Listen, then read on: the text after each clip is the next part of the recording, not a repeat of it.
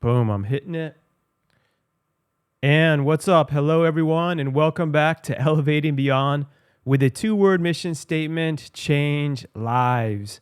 And boom, I'm here with my man, Carlton Washington. What's up, man? Hey, everyone. I'm jumping in here. This is edited in. And it's very important for our guest on today's amazing, very powerful show, Carlton Washington, that I correct. As I mentioned, I think in the middle and even pre-show, he was not in multiple adoptions and foster homes. He was just adopted once and was had foster parents. And it was only a one-time thing, and they ended up being truly great and amazing people. And it was very important to him, and it is to me that this gets put in here correctly. Enjoy the episode. Look at these guns right here. Oh, man. Thank you. I had my guy, Phil Daru, on the show, who's like was an MMA fighter, trains one of the recent, I don't know enough about the sport to know the names, but he trained one of the recent champs or whatever. And I met him at my neighbor's house, and his arms are like my head. Yeah, you're like in the MMA capital down here, man. Everybody comes here. A lot of the biggest guys are training out of Coconut Creek and around here. So, he's in Deerfield, or has a place there. Yeah. You guys have probably ran into each other before, I bet. Absolutely. Yeah, big into MMA down here. So, Carlton, my man, like, just to reel everyone in from backstories of going through different adoptions, foster homes, seeing people get killed, to then, which we'll talk about all this stuff, and then building up. Only one foster home and only one adoption. So okay, I want to clarify that. Yeah, my parents will kill me, man. No, and we'll go into the real story too. All right, cool. I'm just summarizing it. All right. And then I'm just letting people know it wasn't like all roses and sunshine. We'll be talking about some of the back struggle of getting in trouble, and then even a bankruptcy, a bunch of crazy stuff, moving to Florida. Then when I met you here, visiting your business, very successful, and is building into a franchise, and then is now at the next phase, pushing the 10-year mark, where you are at the point of transitioning out and have done like an acquisition. I don't know how much, we don't need to get into all the legalities because I know there's stuff, but right. Are selling it, which is a really cool like next that's like, I look at all the different levels of business, like the other level of succession, whether people choose to have it keep going and they're able to have other people continually run it. Right. Sometimes it's family. That's a whole other thing though. Right. I've talked about it with mine. They'd have to be like the hardest workers, and I want them to want to do it. Yeah.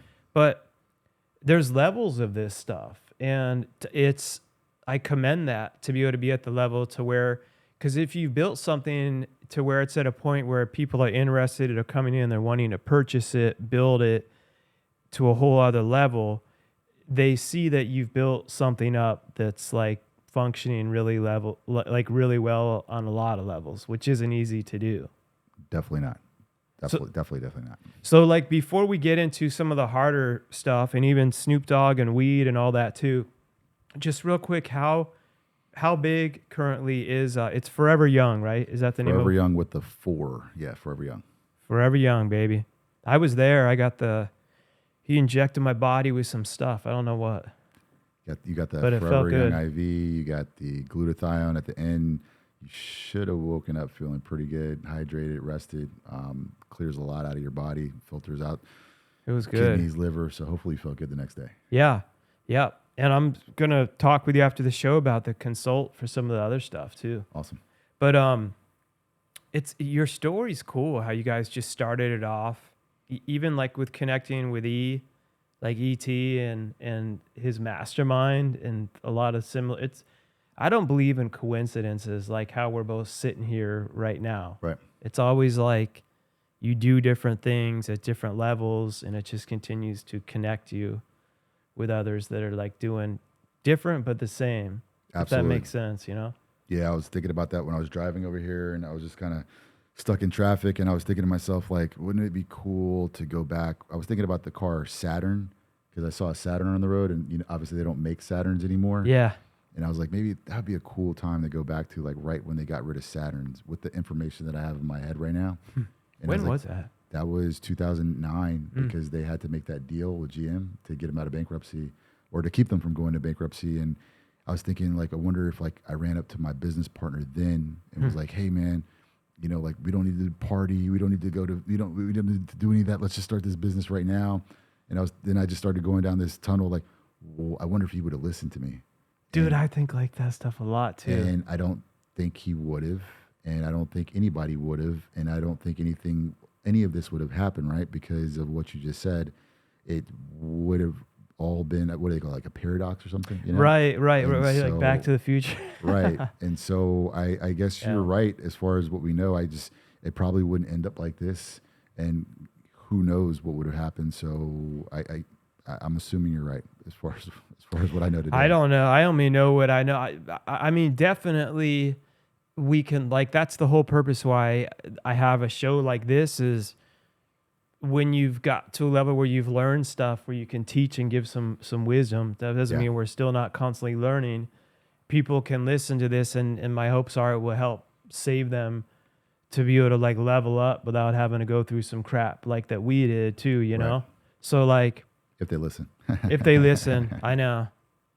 But yeah, I've thought about that too. Like, if I went back in time, I'm like, man, I wonder if I could have done this. But then part of me is like, I get like anxiety almost thinking about it, because I'm like, no, wait, what if they would have just not listened to me? Then it would have made us never start a business, and then I would have known too much, and who knows? Or it'd be too easy. That's the other problem.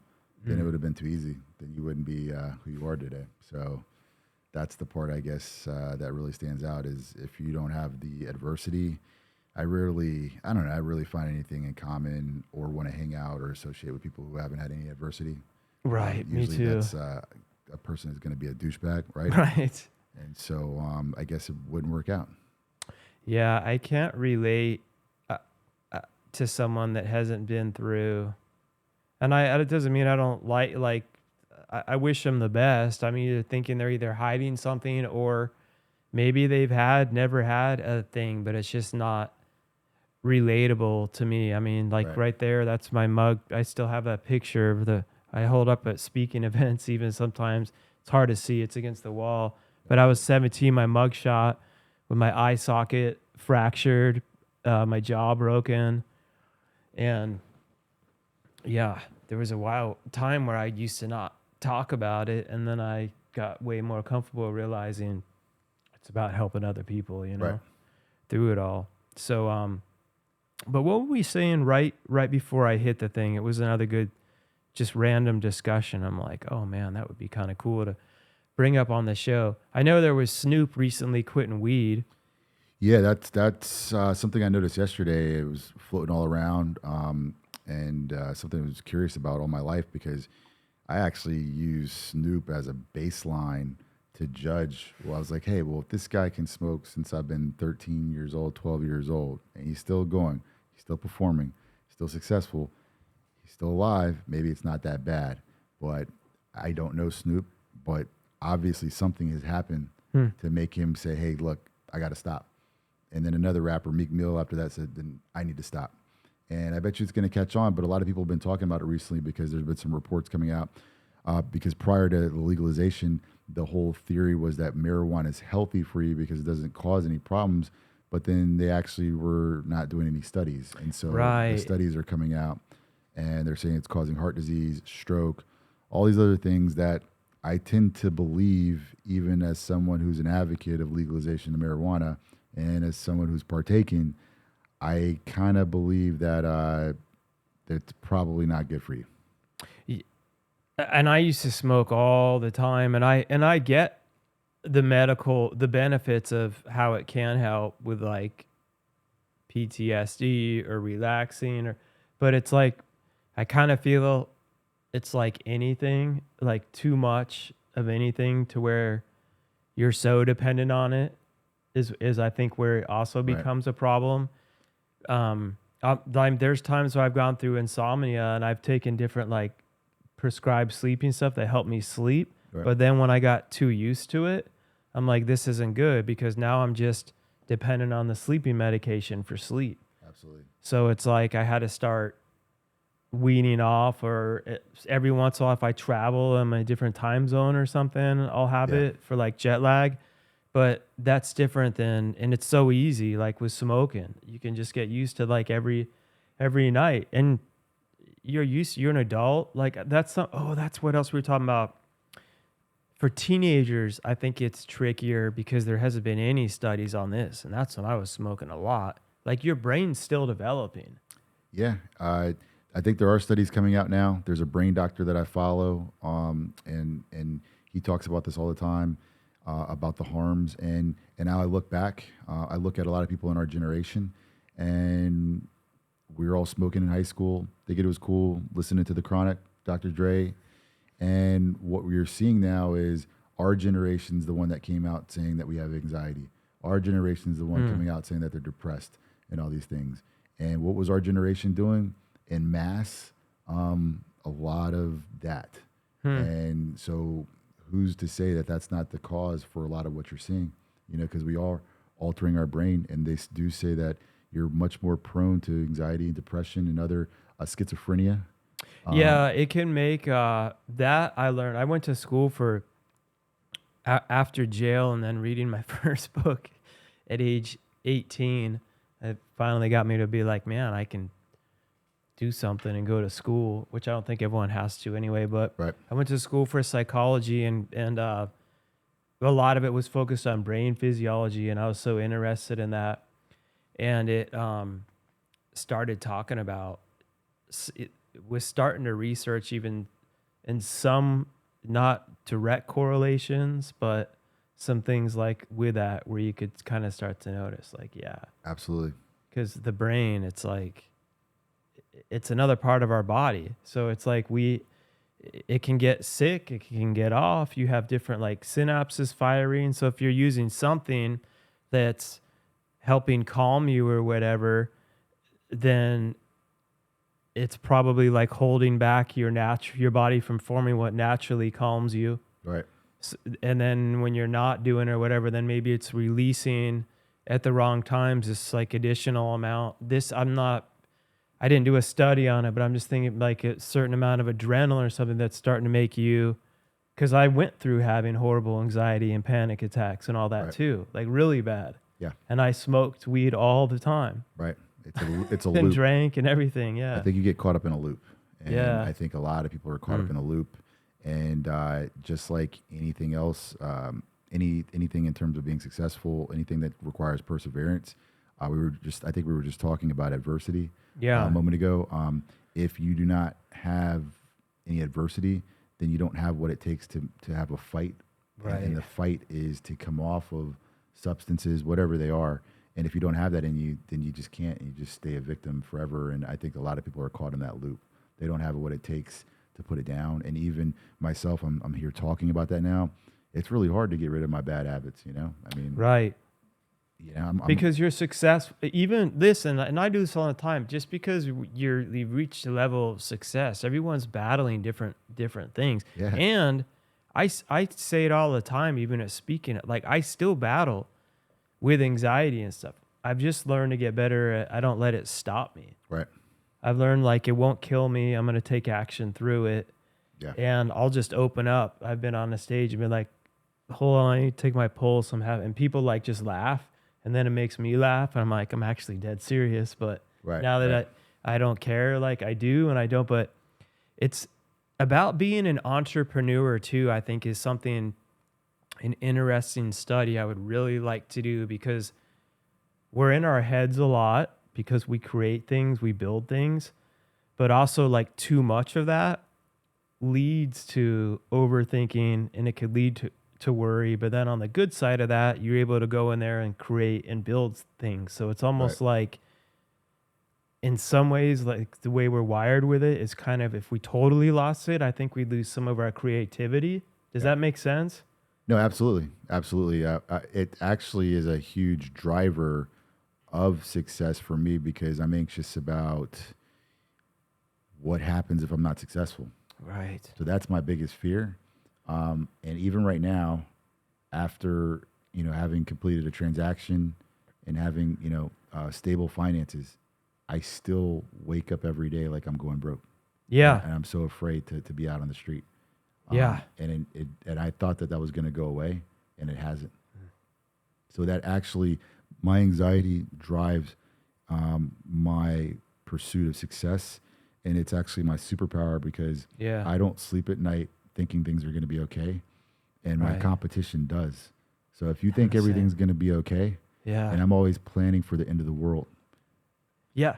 Yeah. While being an while still forcing myself to be like I'm planning for them, but I'm not waking up every day like I'm a victim. It's over. I'm always like, but I'm always like hoping for the best, preparing for the worst. Right. Like it's a realist. Well, you know what I mean? That's what you have to do. Preparing for a fight. So I'm not conceding. Like training. I think that the enemy's coming and they're trying to kill me, and I'm preparing to kill them, and I'm not going to lose. Right. But the only way you can't lose is to be prepared. And so you have to stay in a perpetual state of readiness. I love it. It's true. But then on the other hand, when we do it too much, like we worked our butt off to build this house, to come here, finally got the pool, the landscaping, and I just sat back there with my wife like the other day for like 5 minutes. It was like having coffee in the morning, and I was like getting antsy, like and I'm like, I gotta try to like, it's not balance isn't the right word, but because balance is more over your whole life, over time, like it's not just within a day. And it's like being focused on where you are and what needs to get done in that moment too, but always like, trying to flip that switch off at times too, so we don't go insane. I think it's a lie, man. I think, I haven't known you for a very long time, but I can tell that I think we lie to ourselves about that. And you're lying to yourself. I'm assuming that one day you're going to reach balance. Like there's going to be this day that you get there. And I don't think it's going to happen. I think that's the truth, man. I don't think it's going to happen. Yeah, I don't think balance. So I don't believe in it's 25%, 20. I think that's stupid. It's more, I look at it's more of different seasons of sacrifice. I wouldn't want perfect balance. It's more of like, so if I'm constantly working on my company, but then I'm like, it's not stuff's. My wife's like, I'm never seeing you. I'm going to leave you for, then it's like, okay, you got to start. It's like this, the tension's getting stronger. So you got to work on that. But then if you're constantly home with the kids, the wife, and then your business is going to fit. So it's like you're just, you're always working on really on everything is the way I look at it. I noticed the ultra wealthy though, do not care about those things. What I've noticed is that the ultra wealthy truly don't have balance, and typically are like Steve Jobs type individuals. That was part of his story, was that he regretted all of that at the end because he didn't have any of that. It was all about one thing, and that's how they get so rich. That's not on my bucket list, by the way, but that's what I've noticed is the difference in ultra successful, wealthy individuals. You can still be successful though, and have. I get what you mean by like the world's top like 10, right? But you can still be very successful and have a marriage and kids, and you know what I mean. It's harder. Hell yeah. It takes a different way, but marriage isn't easy anyway. Hell yeah. But you know what I mean though. You can, because I have friends that are, and it's a struggle. Yeah, it takes being able to be like, if the like our company, when you're the owner, something's going down on Christmas Eve where the whole thing's gonna fall. They've got to, if we don't do that, we literally don't have food. Like Absolutely. Our employees don't. So it's like there isn't another option. Yeah, and it's funny. And I don't think about that really when it comes up. I'm like, this is just what, like, this has to be done. I Yeah. didn't, like, it is what it is. Certain people understand it and certain people don't. I don't know the demographic of your listeners, but I think it's so funny now because no one's going to listen typically in these situations. But you bring up marriage, and I watch people, and they're like, or they invite me to their wedding, and I said a few years back, like, I'm not going to any more weddings. Half of them are waste of time, half of them don't work, whatever. And I believe most of the time when I'm getting invited, I'm very pessimistic because I'm like, guys, like, you're not ready for what you just talked about, right? Like, you're not with a person that, from what I can see, who's going to stick that out with you, or who's ready for this adversity and this challenge of this relationship long term. Very few people are, Right. even the ones who are in it. I've been in a long term marriage, and I'll be the first one to tell you that it's difficult.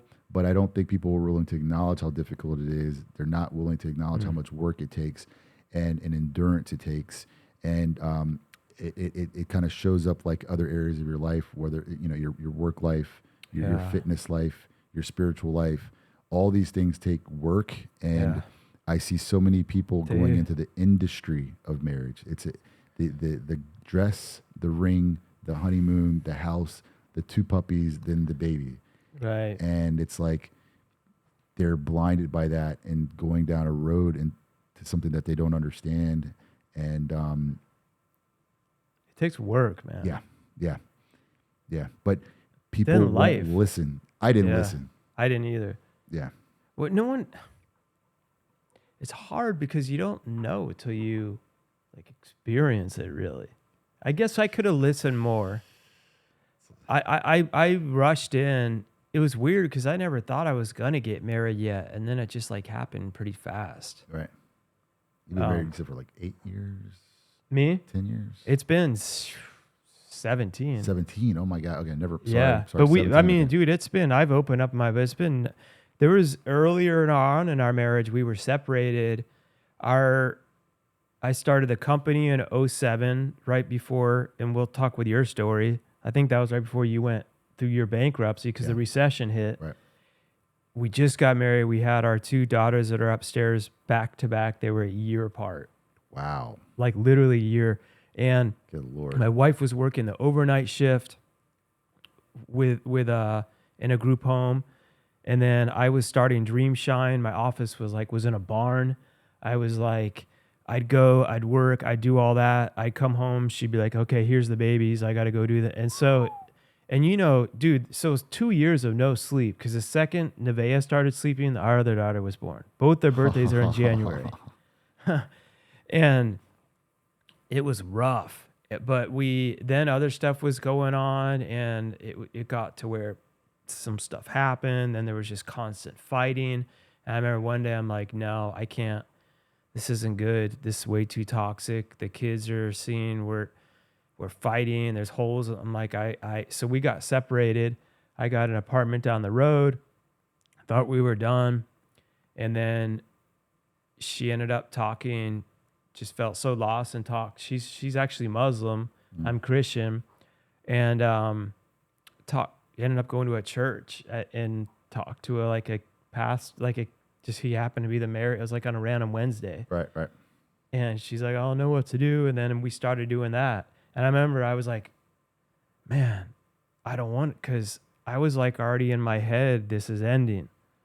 So I'm like, dude, it's like being vulnerable to open up again, to get hurt again too. Yeah. So that was a whole process. And then we've had ups and downs. Our foundation has continued to get stronger through each thing, is what I've noticed though. Awesome. But it's still like tons of ups and downs, man. Amen. Crazy stuff happens. Yeah. People I don't know. I don't know what to expect. I guess like if it's really like what is your advice on when you do quit? If it's like continually really obviously toxic and getting to a point where it's not changing, because dude, you've got to be able to put up with stuff with each other through cycles. So I don't have thank God, I really don't have experience in that. Any problem in my relationship, I've typically been at fault for, and my wife doesn't really cause a lot of problems. Right. Maybe she's the one I should be talking to. Yeah, so I'm the one that causes the problems. I'm the one that's the up and down guy. I'm the one that's the crazy entrepreneur. I'm the one who's unstable at times in my thoughts. And so I don't know. On the flip side, I will tell you that I tell my friends, I mean, I wouldn't tolerate it for a second, you know, based on the way I especially in South Florida and in the world, I always tell men, look, you know, if you're doing well and you're able to take care of yourself and you're healthy and you're fit, do not settle, do not have problems, do not tolerate issues, because there's so many fish in the sea. There's so many beautiful women out there who can't find a man, who are dying to do all the things that you want and to cater just to you. That that's just my thought process for men. My wife knows that as well. But at the end of the day, I also have to give her credit that, you know, she's a good person and yeah, man. and she's very tolerant and helpful with me. So that, I mean, I love my wife. That's why I've stayed with my wife, even though it's challenging, like you said. But I can't relate to that. I honestly can't relate to it. That's cool. But but when I do have friends that come to me, I'm always like, leave, go. Really? Go. You know. But what if someone would have told your wife that? Look, I'm a realist, man. I always tell her, look, you know, I would never want that to happen, but I have a compartmentalization mindset, which would allow me to still maneuver through that. I would never want that to happen. Right. But I have to keep going. Well, of course. And so if they did, and she was, you know, I probably actually would spend a lot of time trying to win her back, you know, if that happened. Right. I try to tell people, try before just leaving. And then I've seen some situations where it's so toxic. I'm like, this isn't changing. You got to get, you're going to go insane. Right. And they're like, the kids. And I'm like, yeah, but if you're like mentally insane because of you're in such a toxic situation, then you're not going to be good for your kids anyway. Amen. You know? Yeah. And I guess I should correct what I just stated. Like, there's some guys that I know, I'm like, look, dude, you need to take your ass home. Yeah. You need to take your ass home, dude. You're really tripping right now. Like when I have a friend that's doing something egregious, I'm like, come on, dude. Yeah. You know, like she doesn't deserve that. But when I have a friend who has a partner who is not taking care of themselves, not maintaining the relationship, not maintaining who they were when they met, not ambitious and not supportive, you know, someone who's like trying to tear down their business aspirations or career aspirations, who sexually is not appealing or appears much different than they did years ago and doesn't care. You gotta go, bro. Like, yeah. You know, or at least have a discussion. Yeah. If there's, because maybe someone could listen. Right. Because that could get. Or you can go have a discussion in Latin America while you're cooling off, and there's plenty of women out there that want to hear your story and comfort you, you know. Or maybe they'll go to Africa, man. Maybe they'll go to Sierra Leone or something, man. Like, you don't have to take it though, you know. That you don't got to take it, man. No, and if it's different, if you know, if she's going through like a sickness or something and can't help it, versus someone that. Same with a guy too. If he just totally doesn't take care of himself and has no ambition, and isn't going out and going after anything, and I don't care what people say. Like, the wife doesn't feel like he can protect my family, and he's going to be there in a heart. That's like what our response. That's literally our responsibility. And I don't blame a woman for like leaving a dude at a point if he just is like. Still like in the basement on the couch every day and not like even trying to do anything, you know? So that's where we come in with what I do. You know, that's low T behavior, man. That's low testosterone behavior. That is hormonal imbalance a lot of the time in people these days, where you don't feel like doing anything. You're not motivated. If you don't have a libido and a sex drive, if you're not waking up with an erection in the morning, like literally, you know, if your body is not in that kind of condition and you haven't touched your wife in months and vice versa. Right. That's weird, man. That's I not can't. normal. Yeah. And a lot of the time people don't understand that's due to medical conditions sometimes, which would be, low testosterone or hormonal imbalance, pre-menopause or Female and males. female and male, man. I mean, your wife's on birth control. You have low testosterone. She's on a negative hormone. She doesn't want to have sex. You're not having sex. You guys are sitting in there just, like you said, eating Doritos, eating pizza, Yeah, drinking or Coke. one of them wants to have sex and maybe the other one doesn't. Yeah. So now you're out of balance. Everything's out of balance. You fix that and get people back on a level playing field with hormone health and overall wellness and fitness. Next thing you know, you're like, I actually like you again. Like, this is who I married. Right. This is who I met. I never thought about that being I was telling my wife about what you guys do, and our other neighbor that I've had on my show, they're really into that. I'll have to connect you guys. I don't know where they went. Maybe it was your place, but she had some of that. I don't know exactly if it was the same, but it helped her a lot. Yeah. With stuff. And I don't know if he did too, but I know she did. And she was telling my wife like, "Oh yeah, you should check." And I'm like, "Yeah, I was talking." I get like my sex drive has stayed high almost to where like I don't think I have ever like been like, "No, honey, not tonight." Wow.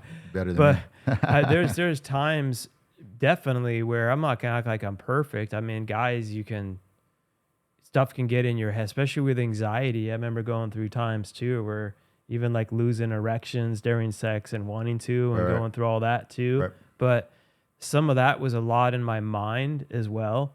But like the testosterone, even if you're having a pretty healthy sex life and stuff, you and I were talking about too, there's other things as we're getting older where it's not like the old school mentality of taking steroids. There's actually like some proven medical benefits Absolutely. to it. Cause I've done a lot of way more into working out, health, and I'm like feeling like I do hit a plateau sometimes with getting tired. That I was just thinking that the other day. I'm like, man, there's times I'm just feeling more lethargic out of nowhere. And I've even been eating healthy and all that. And Absolutely. that it's probably due to something like that. Yeah, absolutely. I mean, you're also, whether you like it or not, you're on hormone replacement therapy regardless because of the food that you're eating. So if you're eating meats, they're propped up with those hormones, and just like we were talking about with the marijuana use and withdrawals and things of that nature, your body goes through hormonal withdrawals as well. So if you if you're ingesting hormones into your body, and your body is now used to that, now your body's sending a signal that you don't need to produce, which means that your production goes down, and you're supposedly supplementing through your food, which is horrible. And so then you get out of balance. And so a lot of these foods are just throwing our body completely out of balance. And then everybody's just wondering, why don't I have energy? How come I look like this? Why do I feel like this? Why is my body composition like this, flabby and soft? And people don't understand the correlation between these things. And then it's just a spiral. And that's why, go to Disney World, man. Go look at America. Go stand in the line at Disney World and go look at those people from the Midwest and all I noticed over it a lot down. going back to Ohio now from living there and then now living here. My wife and I were talking about that. Crazy, right? You noticed that contrast. It got me working out a lot more moving here. I was already into it, but here, and then, I mean, I know a lot of people have surgeries and stuff too, but still, even if you do, you'll gain it back if you don't keep working out. It's disgusting, man. Yeah. All these people getting surgery overdo it down here. And I see all these girls getting surgery. They all look. We were at a spot in Miami one time. Sorry to interrupt you, but I was with my wife, and it was like one of those. They have some cool places, restaurants, whatever. And I remember looking at it, I'm like, I feel like I'm in the Twilight Zone. Like every girl looks the exact same. I could not tell the difference, and they looked good, but they didn't look great. But then when I got closer, I'm like, I feel like I'm with like an alien. I'm like, it's kind of creepy. Like they all are starting to look the same, like literally the same. And it's just for a short season. So like, some of them take care of themselves, but the majority, they fly in, get these surgeries while they're in recovery. They're laying down eating pizzas, chips, drinking, and so then they have this little window where they're cute, and everything tightens up, and then you're now stretching out your new body. Now, a year later, you're like, oh my God, I'm fat again. Now I got to go under the knife again. Now I'm stretching out my new body. Now I got to go under the knife again. And then they turn into this Frankenstein being. Yeah. Or people die from. And this is more common than anybody wants to acknowledge. And it's disgusting. And the only thing you really need to do, at least initially is the reverse. Start out in the gym, do the best that you can. If there's a little bit left, you got extra skin. Okay, I get it. But if you don't form the habit, you're just going into this perpetual cutting. That's never going to end. Right. And then in the end, 10 years later, you look like a mutant. I know. Nobody wants you, man. And it's weird. It's sad. It's really sad. Yeah. And we're not talking about it. I think it's like an epidemic right now. It really is here, like in Southern Florida, because it is in other places too, but they're not shy about it at all. They're almost like, I want you to know I've had, I don't know, it's weird. You're like, I know, I can tell. Yeah. But with that, and I want to get to like what got you guys to start your company too. Can I pee real quick before I do it? Yeah, of course. Right, we talk about it on the show all the time. So, you don't have it's the right door. And you have to pull it hard because you don't have a wireless mic on you, so we won't hear you peeing or anything in there. So anyway, I'm just going to keep it rolling. I'll pause it for a second too as we get back into the backstory of where my man grew up and some good things, some struggles, and pretty powerful story that he was telling me too, where he had a lot of success after going through a lot of struggle and then went bankrupt, which led them here before they had this whole franchise now. So hold on. I'm hitting resume, but it's funny with a peeing. So I drink tons of water, and I was telling you coffee all the time, and I have to pee a lot. But sometimes I could go through spurts where I can make it a couple hours, but then sometimes it'll start hitting me, dude. It's usually at the worst times too. Always, dude. When I'm I have to fly a lot. And it's like, dude, I'll get on a flight. Every time I'm doing a flight, first of all, I get claustrophobic. And I fly a lot. So like me, when I switched to doing first class, it wasn't like, oh, it's a fancy thing. Dude, for me, it was all about, I travel so much for business, all this, like, I gotta be refreshed. I did a lot of years where I had to not do it, obviously, but to me, it's not like, oh, I think I'm so cool and I don't care about any of that. You know what I mean? It's actually the opposite. When I fly first class, I will not take a picture and I won't show it. I'm so used. I get anxiety if I don't. Dude, I'll be like, I have a friend that's the same too. There's another flight here that goes back and forth to Ohio, and they don't have it's like Southwest or one like that. Dude, there's times he showed me a trick to buy 2 seats. And I'm like, man, dude, I've heard about that. I'm like, I'm doing that next time because I have been on it, and then dude, it like makes my heart beat. It's just, I can't, it's not worth it. I've heard about them taking those seats though. Really? I've heard about them. Even if you buy them? Yes. I've seen guys get in arguments like, I paid for this. And they're like, sir, we have people trying to get on the flight, and they're like, they've taken them. Which I would lose my mind. I would be so pissed off. Yeah. You could, I'll have to ask how he does it. Yeah. He's got it work. He chartered a private jet last, dude. And by the way, I get with how much you have to travel at a point when you're at a point where it makes sense financially. I would never be like, oh, the fancy. It's just, dude, the convenience. When we flew in his private, oh my God, you drive right up to it in the car. Like, they're right there. They help us take our bags out right into the jet. And then when you land at the private airport, they're all polite. They're nice. They're like, let me see your passport. Yep. And I'm like, dude, it's just the convenience and the time. Absolutely. It's time. Yeah. I don't care about the fancy. None of that is like, I'm the same way too. But when I do with a first class, first of all, if they have the rows on the left, they're the single seats. I'll try to get those. Right. But then if you buy one, I'll try to get an aisle. So it's just you and the person. But so if I know I'm going to have to pee. Yep. I always same thing. Always got to be aisle. Yeah, but I could. Sometimes I'm doing them last minute and I can't. And so I'll get it. And if it's not, even in the first class, and I'm like, all right, I drank my stuff. I had it.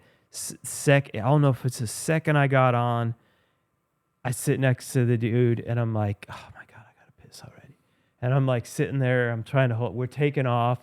I'm like, I'm going to wait. I'm going to wait. Yeah. And then, dude, when it's going to come, I don't know, man. Maybe it's some medical stuff too. Nah, dude, I think we're the same, dude. It's all in your mind. It's your body's in a constant state of just go, and it's exactly what it is. It's also what it's a blessing and a curse. Yeah. You know? It will start, dude. I have like a time frame where it's like, oh man, starting to feel it. I'll be like a little kid. Absolutely. And then I start really thinking and I'm like, dude, I gotta. And then I've peed and then I'm like, all right, I'm good. Dude, then sometimes like 20 minutes later, I'm like, I'm so sorry, bro. Absolutely. I know the feeling. Oh man. And then I've been on long flights, like going to Africa at times and made it hours and hours and hours. And where I'm like sleeping on the thing and I can't really usually sleep that well, but I try. Right. But didn't have to pee, was relaxed, wasn't really thinking about it. I don't know. I feel you, man. Yeah, dude, it's in your head, and I think it's in my head as well. It's just you're just on the go, man. You're on the go in your body. Your body's going 24/7. You just, you know. I know. Are you I am like OCD. I always have my coffee, and I always have a water. So like I know coffee dehydrates you. You know better than me. But like, so I'm obsessed. So I'm always like, I sip coffee, I sip water. I sip coffee, I sip water. Yeah, I don't think anybody in the last 10 years has seen me without a gallon of water every single day, ever. I'm always, I'm like, if I don't have it, dude, I'm weird. Like, if I don't have it, my stuff by me, like I start to get like anxious. Like, dude, I gotta have water. I gotta have coffee. Yeah, I'm not that way about the coffee, but the water. Yeah, absolutely. Yeah, you like have to. You're and so I fill used it up to it. when it's over. I fill it back up all day long. Yeah. Well, that's funny. Dude, by the way, like I've never met a serious entrepreneur that isn't crazy in some way. It's like, and I don't mean that, like I'm glad that I am, because if you're normal, you suck. Yeah. Yeah, I think, I mean, right. I don't know how to articulate that, but I think you're right. I do think you're right. I mean, you got to be a little out there. And you know, that word, that E word, that entrepreneur word.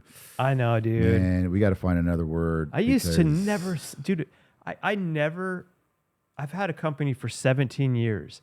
I never even used the word entrepreneur till some years ago. I must be like, I have a company. I used to not even tell people I owned it. I'd be like, I work for Dreamshine. Same. And they'd be like, what do you do? I'm like, oh, we help people. Right. They're like, that sounds awesome. I never used to be like, well, I'm the owner and the CEO. It just puts you in this category of person these days in this internet world, man. And I was thinking about that when I came in your house. Business owner, and I when I sat down in here and I was just thinking, I was like, okay, you know, this is legit, right?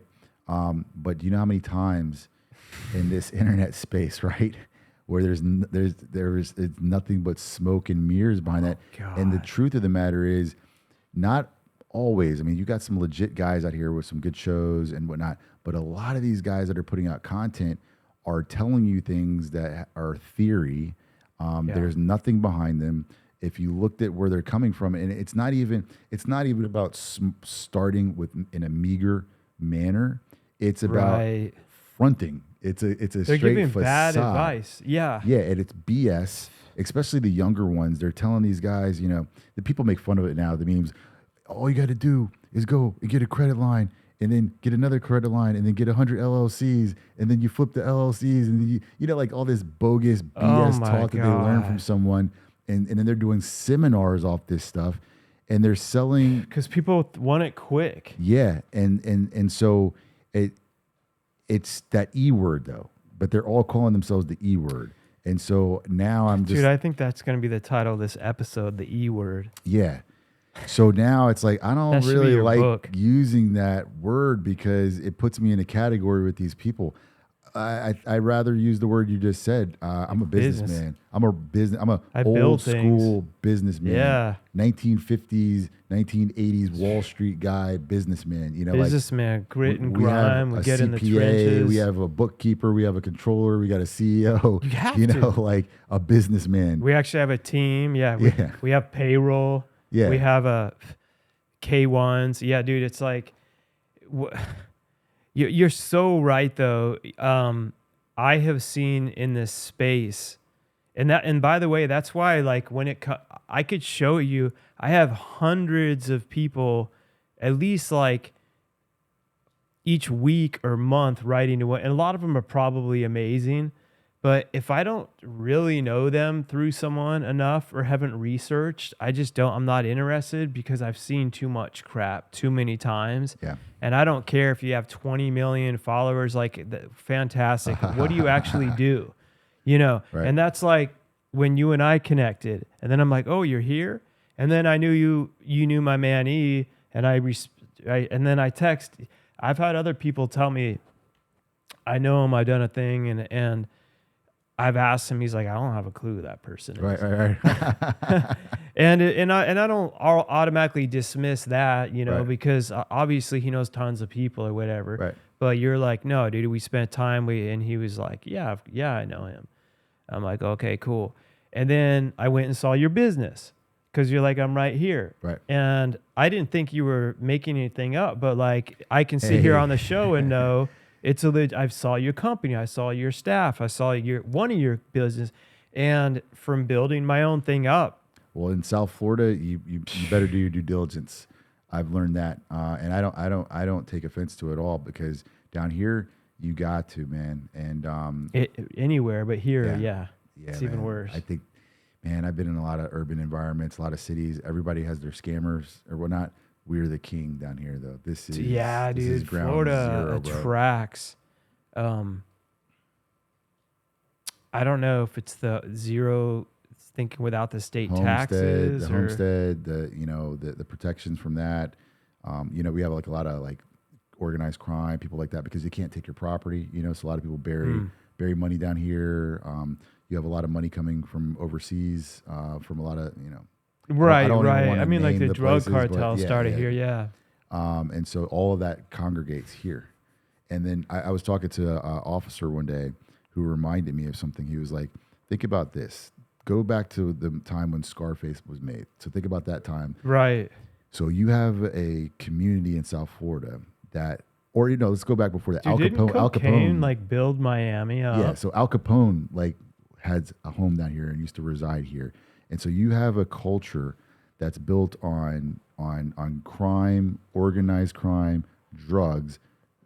Then the drugs go partying, nightlife. Then the drugs create a culture in which those people then have kids, and then their kids have kids, and so all the people down here who are original are a lot of the time generational, either drug addicts, generational criminals, Or like Ponzi schemes or something. right? Yeah. Because you're breeding it here, right? Like And shell companies and all that crap. so we're like 8-9 generations of crime and drugs breeding in South Florida, and then people ask themselves, "Why is this happening, bro? This is what it is. It's the culture." So Yeah, dude, so I bet a lot of great connections even just here in my neighborhood through the club. There's like a couple NBA players, but then other ones that even if they're not, they're doing businesses on the side, or like one dude that does owns part of the energy drink. I forget.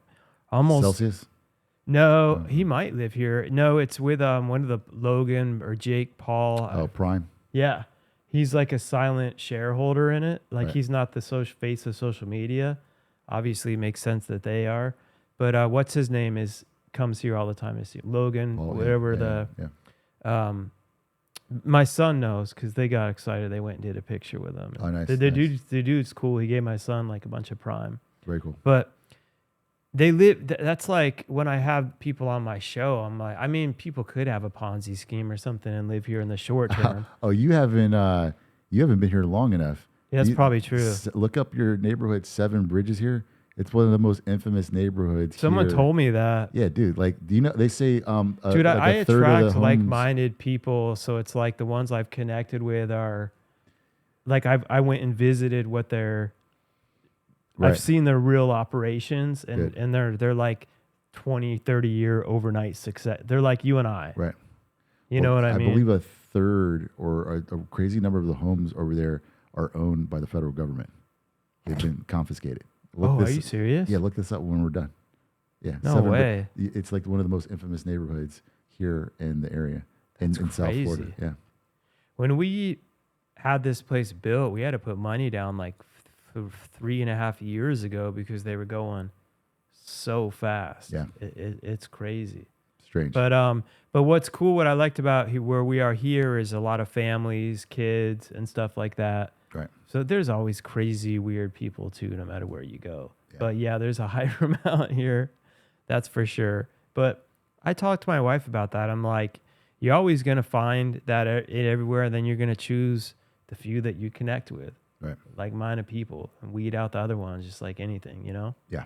But with a show, dude, so people have tried to talk about it on social media, but like my hard people that listen to the show for years and stuff have written, man, that's helped me get through this, Mark, because like I'm in year 7 and you're like, dude, you got to keep doing this. You got, because I could go like, I'm not the one that's going to be like, you can do it in a 6 months, a year. Right.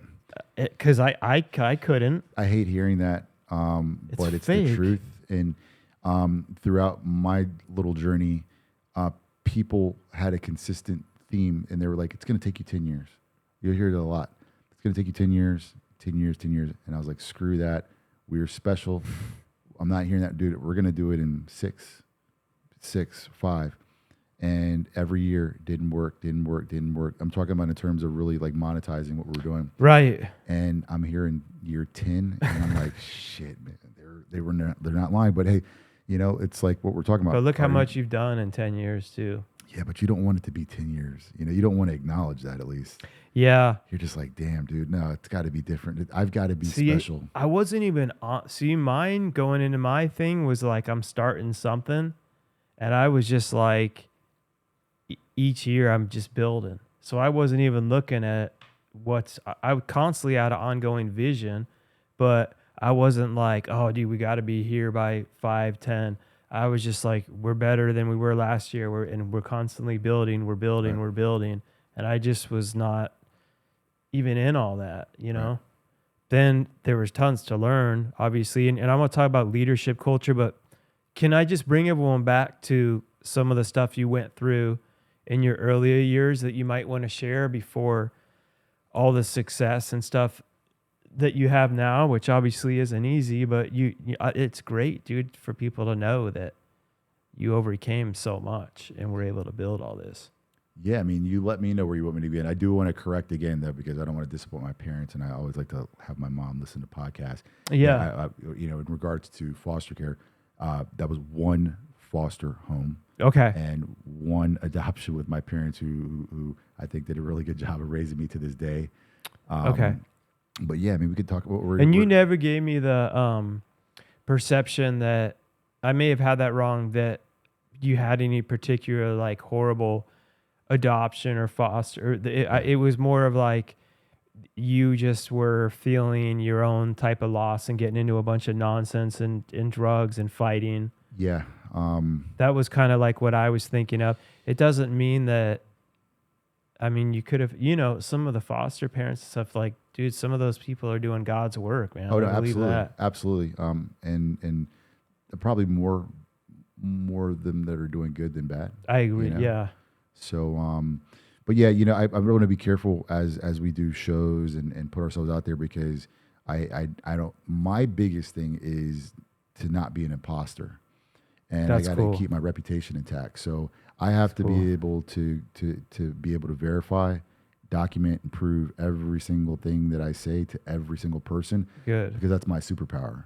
Yeah. Once I've done that and I've told my truth, you cannot destroy me. Right. You know? Right. But the minute you misinterpret something or you inflate something. Yeah. Falsify your resume. Right. That shit's coming back to bite you in the future, man. So I just try to be really clear about that.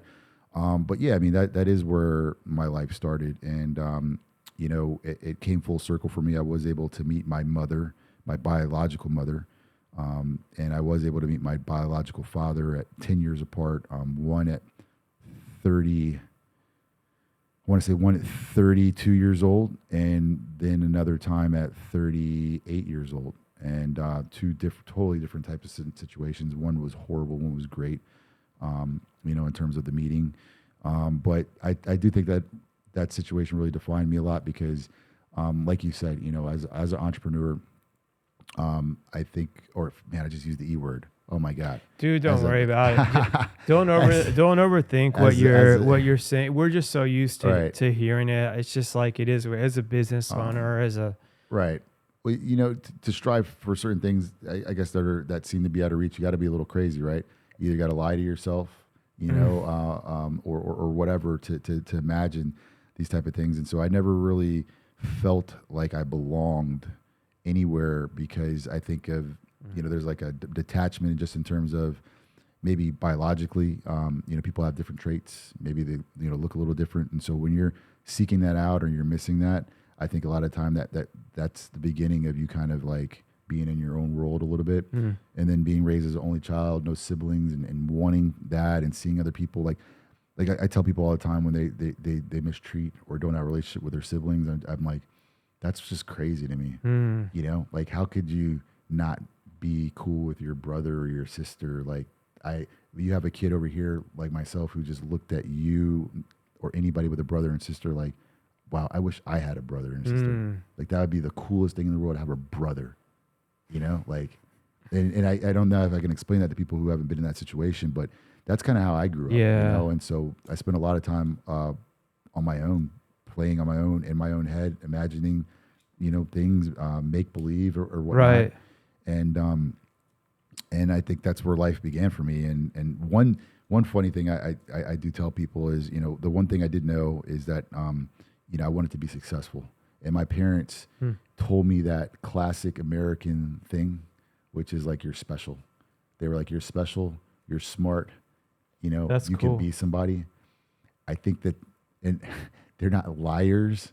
Right. But it's not true, right? I don't think it's true. I think it is, you're manifesting it by saying it, right? Right. Well, I'm not special. We all can be special if we, yeah, you're right. Well, it's like, all men were like God's like all men were created equal. Right. But like what you choose to do right with what I've given you is what can make you special. Right. But you need the messaging and the crafting. Yeah. And, that's pretty heavy for a kid, right? Right. So they did that. And so I was walking around in my head thinking that no matter what happened to me, I was like, you're special and you're super smart and you have a high IQ and that's what was in my head. But that's good. That was a good thing. I think that carried me. Don't you think? Yeah, I think it was great because it carried whether me it's through not hardship. or it's true, it's like it becomes true. That shows you the power of mindset. Yeah. Would you agree? Or if you looked at me and you had been around me based on my behavior, based on getting, I was getting kicked out of my schools, elementary schools. Nobody could handle me. All the they put me on Ritalin. Me too. When it first came out. Me They're too. like, your kid has attention deficit disorder. Dude, I've never met business owner. I won't say the E word. I've never personally really met one. I'm being serious. This is another story that has not later been told they have like ADHD, all that stuff, or struggled with stuff in school. Dude, I'm serious. So I think it's bullshit. Dude, there's a thing of genius that goes with that, because everyone I've met that's like built something successful went through that, including myself. You're trying to convince me to sit down, and sitting down stupid. Like what you're telling me doesn't make any sense. It doesn't mean anything. It's stopping me and pausing me from things that I can do. Right. And it feels like you're trapped. It feels like you're imprisoned. And teachers don't want to deal with that because they're lazy. They're commoners. They're common mindset. And so they want to give you that pill.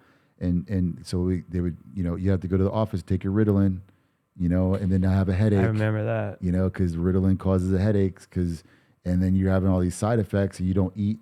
I would throw away my lunch. I used to give away my lunch to all the kids at school because you're on a freaking stimulant, and it took me years to realize that until I was like, well, I'm just going to lie to them and spit out the pill in the water fountain. But the principal would sit there and walk you to the water fountain, make sure that you swallowed it, and then you go back to class. And you're labeled a problem child. You get kicked out of school, suspensions and all that type of stuff. And if you're not careful, you start to believe that you're stupid. I went through that. That's what led to my whole jail and trouble and thinking that's for them, not for me. Right. I went through that. But something deep down, it was weird. Always was like, no, you're not. But on the surface, I started thinking like the straight A students. I used to think it about athletes. I'm like, they just have it easy. Must be nice. Kobe Bryant just... Then obviously I grew up and studied people like Kobe Bryant. I'm like, oh my God, I respect the hell out of him. He worked harder than anyone. Right. Like, I continue to see that correlate later on. But in that moment, I'm like, I did drugs, all that. Like, that just made me more class clownish, life of the party guy, all that stupid crap, Yeah, exactly. That's what it became when it was time for me. I didn't have that secret in terms of the perseverance. I thought I was smart. I thought that I could be somebody, but I didn't have the perseverance part. I didn't know that, I didn't have the mindset part that they had. Dude, that should be a class. Right. Dude, there should be a class on perseverance. Yeah. Where they just freaking go through every successful person and what they've... Albert Einstein was labeled developmentally disabled, failed math, blah, blah, blah. Became this. Walt Disney went bankrupt, was told he was stupid, dropped out. Just freaking teaching all the... what I mean? They could, but nobody wants you to do that because then you'd have too many people out here realizing their potential, and we can't have that. This show, that's why we got shows like this. Right. For the people that will listen, and I'm not talking about the audience. I'm talking about the really minority part of the audience that's actually going to say, wow, like I can actually apply this. This is real and I'll do it, but it nobody wants to typically embrace that. Right. Because what we're also telling people is that the shit's really, really hard and it's going to be very bumpy, but it's worth it. It will be, but it's only worth it after you've been tested so many times and you're supposed to give up. It's not worth it until you're supposed to give up. God, that's so true. And for every new level, you get tested more, but it's in different ways. Like right now, you're talking about you're selling and all that. But I guarantee, I'm not in your head, but I know in your, it may be things are going good and all that, but then in your head, all these old thoughts start coming back from like, stuff you overcame for me like 15 years ago. I'll notice it'll start, and I'm like, I'm scared. And I'm like having conversations with it, and I'm like, dude, wait, what? I'm way past that. Why am I? And then my wife will remind me, like, Mark, you're about to level up. Like, you told me this. And I'm like, shit, that's right. I forgot that I said that. But I'm like, I don't believe the devil's this dude with a pitchfork and a red tail. Like, it's the voice in your head that's like, oh, you think you can sell your company? Right, like, right. What are all the people that work for you gonna think? What about this? What about, right? Oh, you think the guy that did that got in trouble with this can do this, and you're not gonna lose it all, or oh, you're gonna, even though you're doing everything right, there's gonna be some falsified audit on you, and you're gonna dude. I'm preaching from. You're laughing because, dude, I'm preaching from my head. No, because I know, and that's all of those are concerns right now. Especially as I start doing things like this, talking to people like yourself. That's the devil that always comes for everybody in this lane. Is when you strike a nerve, they're coming for you. It's either somebody from your past who's like, man, that they've had it out for you forever, dude. Isn't that weird? or it's somebody in your neighborhood who's like, it's like, you ever seen Belly, the movie? Yeah. You remember the guy? Wait, is that the one with Nas? Nas and It's been a while. Yeah. You don't remember the guy though when they came into town? They were taking over the drug territory. I think it was like in Pennsylvania, and the guy with the banana was eating the banana, and they came into town. he was like, I don't like them. I don't like those guys. Yeah. And so they set him up, called the feds, snitched on him and everything. And it's always that look. He's the classic guy. Like, I don't like them. I don't like you. And so that's getting ready to happen. I know it's going to happen. The more we do this, because I'm not going to stop. You're not going to stop. And when you hit success, that you're always going to have to go through that boss. It's like, the next level. Yeah. Well, what else I've learned is if you don't have any of that, and then nobody, then nothing's afraid of you. Right. So you're not really doing anything. Yeah. Because that's why I'm like, dude, the devil or whatever people want to call. If he wasn't afraid that you're about to do this thing at another level, why would he waste? He's going to go waste his time on someone else. Absolutely. So like in a way I've learned, not always in the moment, but when I'm able to like really put perspective, like, ooh, it's actually a compliment. This is a sign I'm about to level up. Absolutely. But it doesn't make it, like, we're being real with everyone. It does not make it easy. No. Because you're doing it. You're like, for every people are like, go out of your comfort zone. Like it's a one and done thing. It's like you go out of it. Okay, cool. You make it to another level. Then your new level becomes your new comfort zone. Right. Then you got to go out of it all over again. Absolutely. And then you get used to that. And like the new level becomes mediocre again. Like then you got to, and it's like for every new comfort zone and level, you're equipped with more to get there. But like, you got to take on. Yeah. And so flipping it back to the 10-year thing of success, I think in a way, sometimes that's a blessing. And even though it sucks, that's why it sometimes takes longer. Because if you got it so quick, like we wouldn't have all the stuff we acquired along the way to be prepared to handle that success. You're absolutely right. And yeah, that's the truth. And it sucks to hear, and I'm hoping that the second round is not as stressful. But well, you've got 10 years under you now. Yeah. Yeah. So it's not like you're totally starting.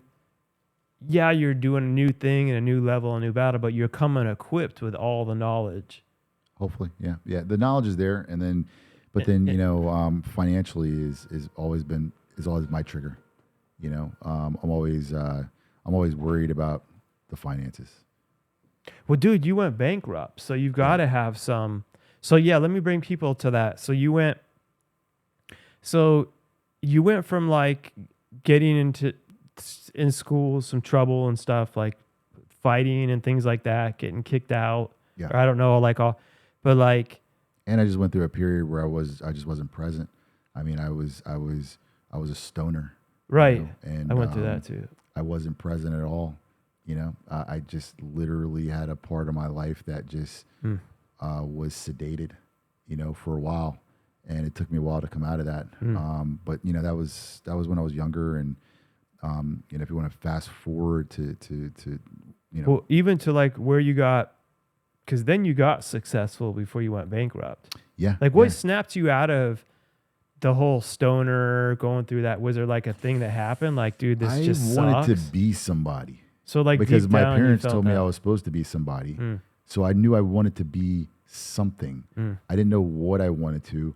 And I also, like I always joke around. I tell people, like when I in the 80s, used to watch, Lifestyles of Rich and Famous, like Donald Trump comes on there. These are the lifestyles of it. Yeah. Right. Or you have the Asian guy that's on the boat. Like, you want to be like me? He's got the, the models, and the Lamborghini. You want to be like me? You want to be rich like me? Like, and I'm sitting there like, yeah, whatever.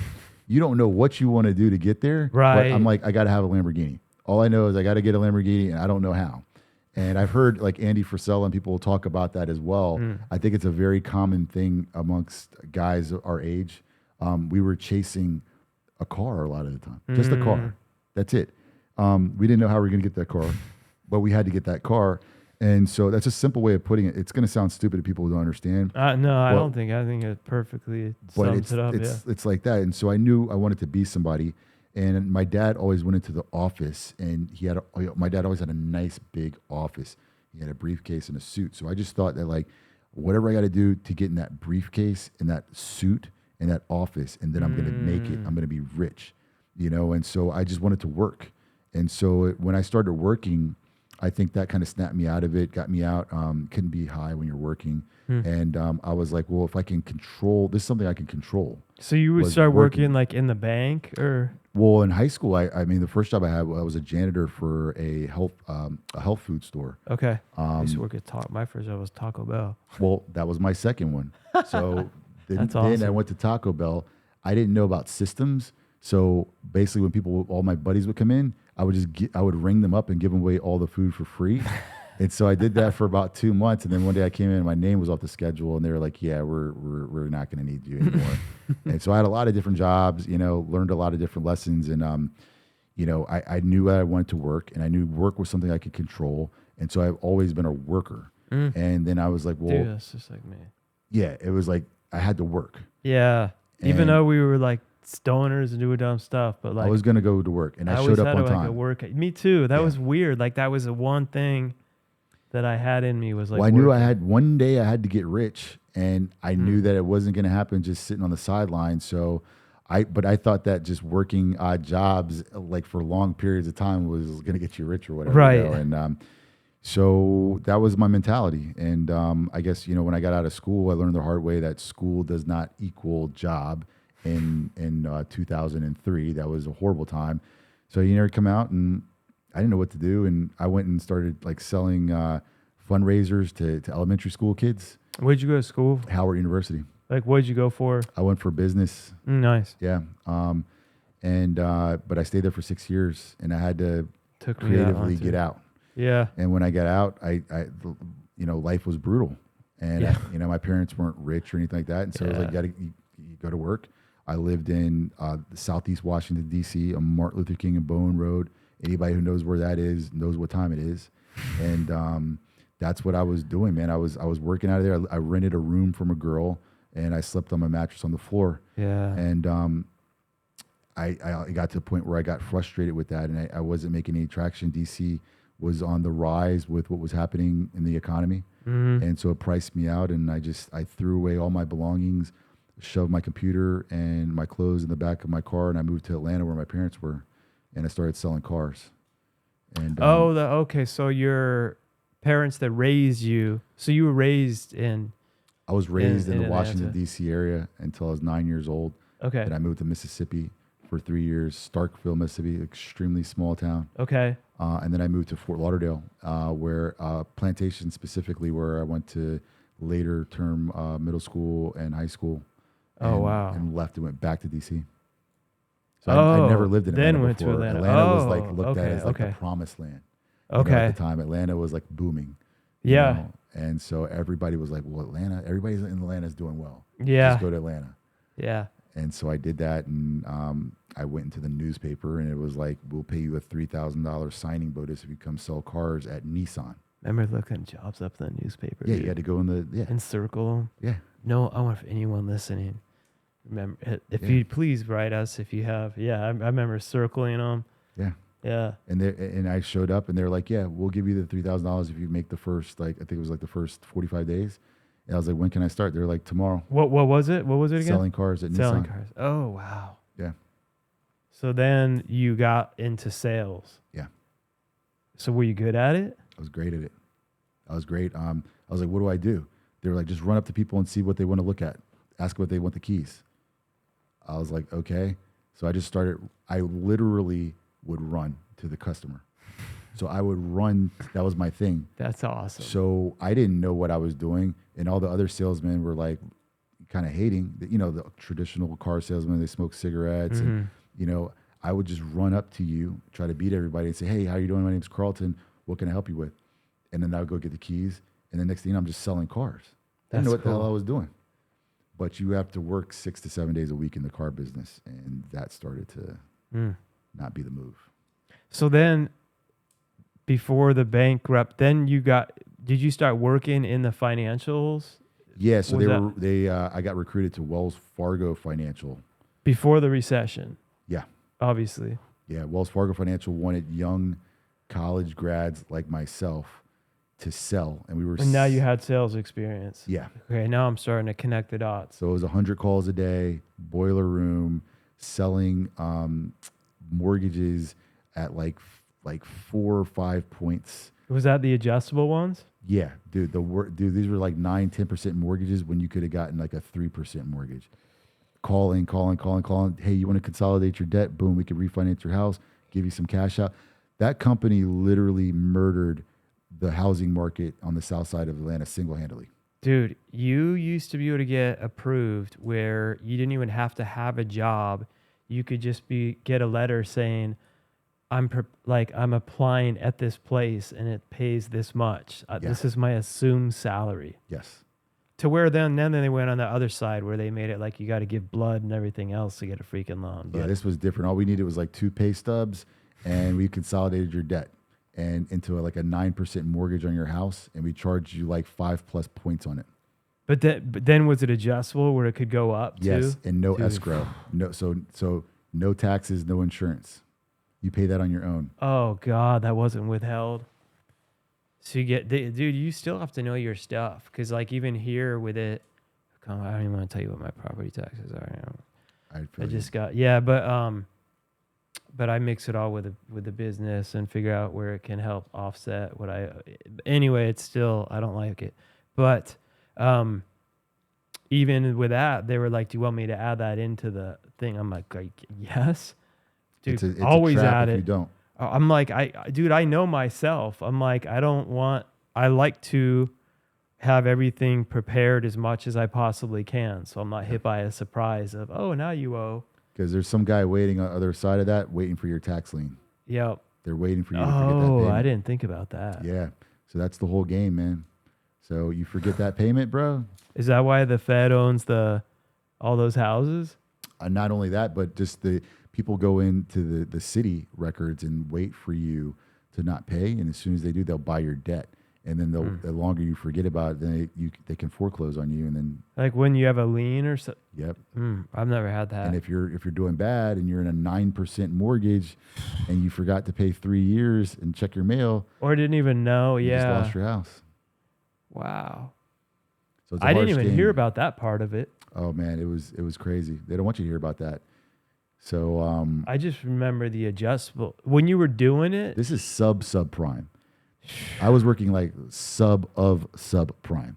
So these are people who like, this is like the 500, 400 credit score, 600 credit score individual who has no financial literacy whatsoever, and neither did we, because that's why they wanted us. Because we're young, right out of school. Because you didn't think you're screwing them. You're like, I'm helping them get a house. And then every weekend they would take us out, get us drunk, get us beers and all that type of stuff. And we're, everybody's getting bonus, and we're thinking that we're doing a great job. Right. And then. So you're starting to make some money, like a little bit of money now a little bit of money. I mean, compared to what we've been making when we're coming from making. Yeah. Dude, even out of college for a while, I was making like $9 an hour.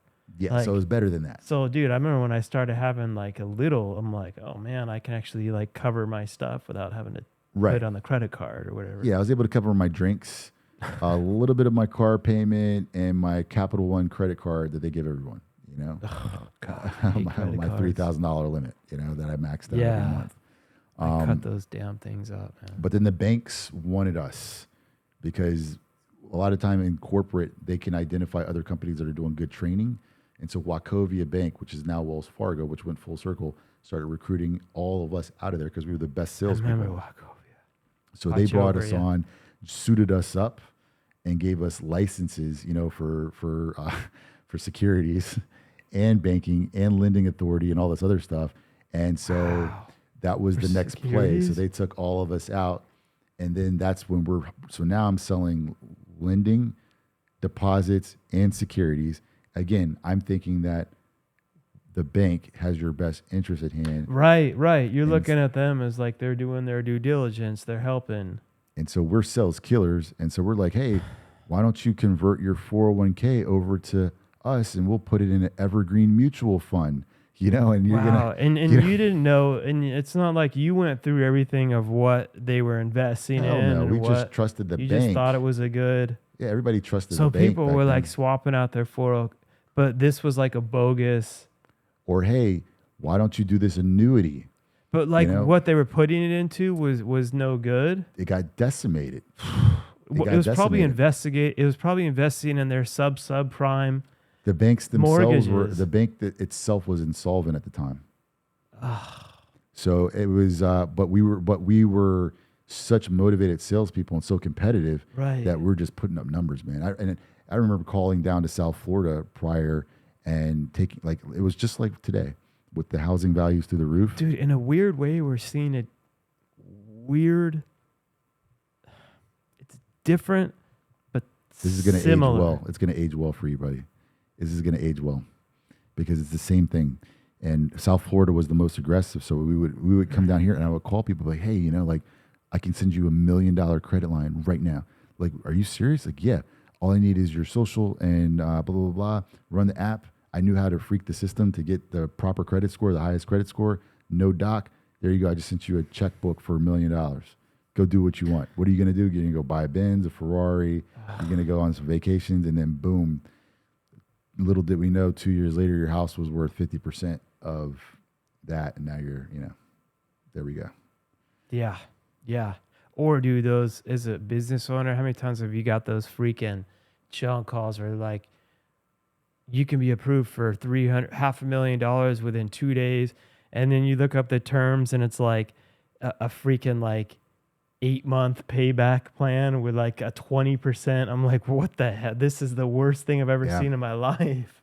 Ours were good terms, and we really could do it in a week or two, no doc. And if you're a small business owner, I mean, we could give you unlimited credit, no documentation. So that was, Wow. we were ramping to something that we had no idea what we were doing. And still, I'm 20-something years old, dude. I don't know any better. Right. All I know is my income's going up, and I wear fancy suits, and Right. it feels good. It felt like the success that I grew up wanting, looking at my dad. 'Cause Yeah. I had a nice office Yeah. downtown, and I had a briefcase, and I thought I made it. No, I get it. That makes so then what? Just the recession hits and they're like, So I went to another bank after that, and I started buying properties. I started learning from my clients, and so fast forward before the recession hit, you started buying them. Yeah. So I bought. I had 22 homes in Atlanta, 22 different rental properties in Atlanta, different forms of construction and rentals, and I bought a nice house for my wife and I. Were you under those same types of loans without knowing? Was a lot of those? I was buying homes on credit cards. I was buying homes with credit lines. I knew how to work the system, so I was just getting debt wherever I could, and then I was paying while I was doing construction. I could finance the debt with the other debt. And Right. We just had this cycle going on, and then when a tenant came in, and everything was great, right? But it was but you weren't like, you were doing what you thought was like, you were doing what seemed right. You weren't just like, let me get all the debt and go buy a yacht or something. No, I was You were always actually investing in the investing. business. Yeah, and building a portfolio, and then the bottom fell out overnight. The bottom fell out. I actually for the first time ever stacked up a good amount of cash. I was in the market. I had real estate. I had a beautiful A8 Audi, the one that the transporter drove, from the movies. At the time. Yeah. And I was living it up, and then all of a sudden, boom, got punched to the gut, and lost my job. My wife lost her job the next week after that. Wow. She was working for the state. All of our assets got cut by about 50%, and the assets in the market got cut, and then I sold on top of that, and so it was a disaster. And then you were just under so much now debt Yeah. to where you had to, so then you had to actually file. I just told my wife, I remember sitting at the table and everything came in, Damn. and when you actually realize it, your body and your mind doesn't want to realize that this is happening. And so finally, when I was like, there's no way out and our backs against the wall, I was like, look, I'm just going to tell you, we're fucked. And you know what? I will not blame you if you leave me right now. Actually, I think you should leave me, because I couldn't see, there's no way out of this. Damn. And I'm about to be a failure. And it's my fault, and I'm screwed. And I just told her that, and that's how I was feeling. And I, start the drinking, start the smoking, and then luckily I started learning. And I am very curious, and so I started asking questions because I got to the point where I was like, okay, I'm not going to accept defeat. What's the way out of this? And so I became the first person in my neighborhood to short sell their home, pissed off all my neighbors.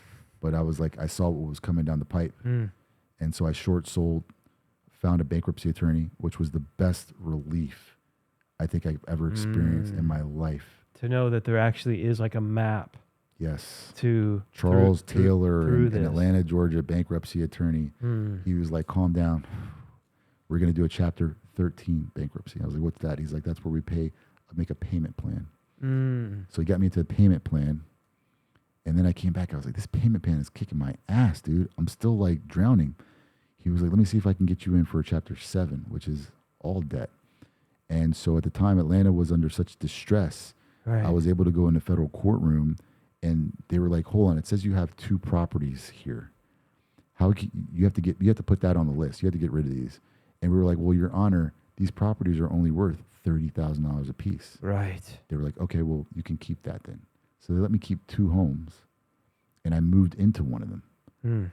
And it put me in a situation where I was free and clear. So they wiped out all my debt. Wow. And I was savvy enough to get the work done on the home prior, and we just moved in there into Bankhead in Atlanta, and we moved in there and hunkered down, and it rescued us. We couldn't have any credit cards, and it forced us to do cash for everything, and so it allowed us years to build ourselves back and create the discipline to get back on our feet. So like, just listening to it's just crazy because never something I would wish on anyone, but without you realizing it, it started preparing you. It toughens you up to build. Because then, when you go to build your next thing, you're looking at it with a different like discipline and mindset of let's get all the credit we can, all the. Like my wife and I, we can live like our grandparents or great grandparents from the Depression. We can go back to that if we have to. Yeah. And that's something that was honed in that experience. So when we didn't have any money, there was no money. When we would be like, we cannot, because if you remember back then, gas went to like $5, $6. So we were like, we can't go anywhere. We are staying home. We're getting a bottle of rum, some chicken from the grocery store that we're grilling outside. We're staying home this weekend. We're not doing anything. We can't do anything. Yeah. And that's the mindset. So coming slowly out of that, everything is done with this depression era mindset where it's like, we could be back in that situation. You don't want to go back to Bolton Road, Atlanta. You don't want to go back to the SWATs is what they call it. Yeah. You don't, like, that's in the back of our mind. You might have to go back to Bolton Road. Yeah. So that keeps that fire under your butt. Like, no. And I told my wife, I cannot have my kid see that. I can't have my son.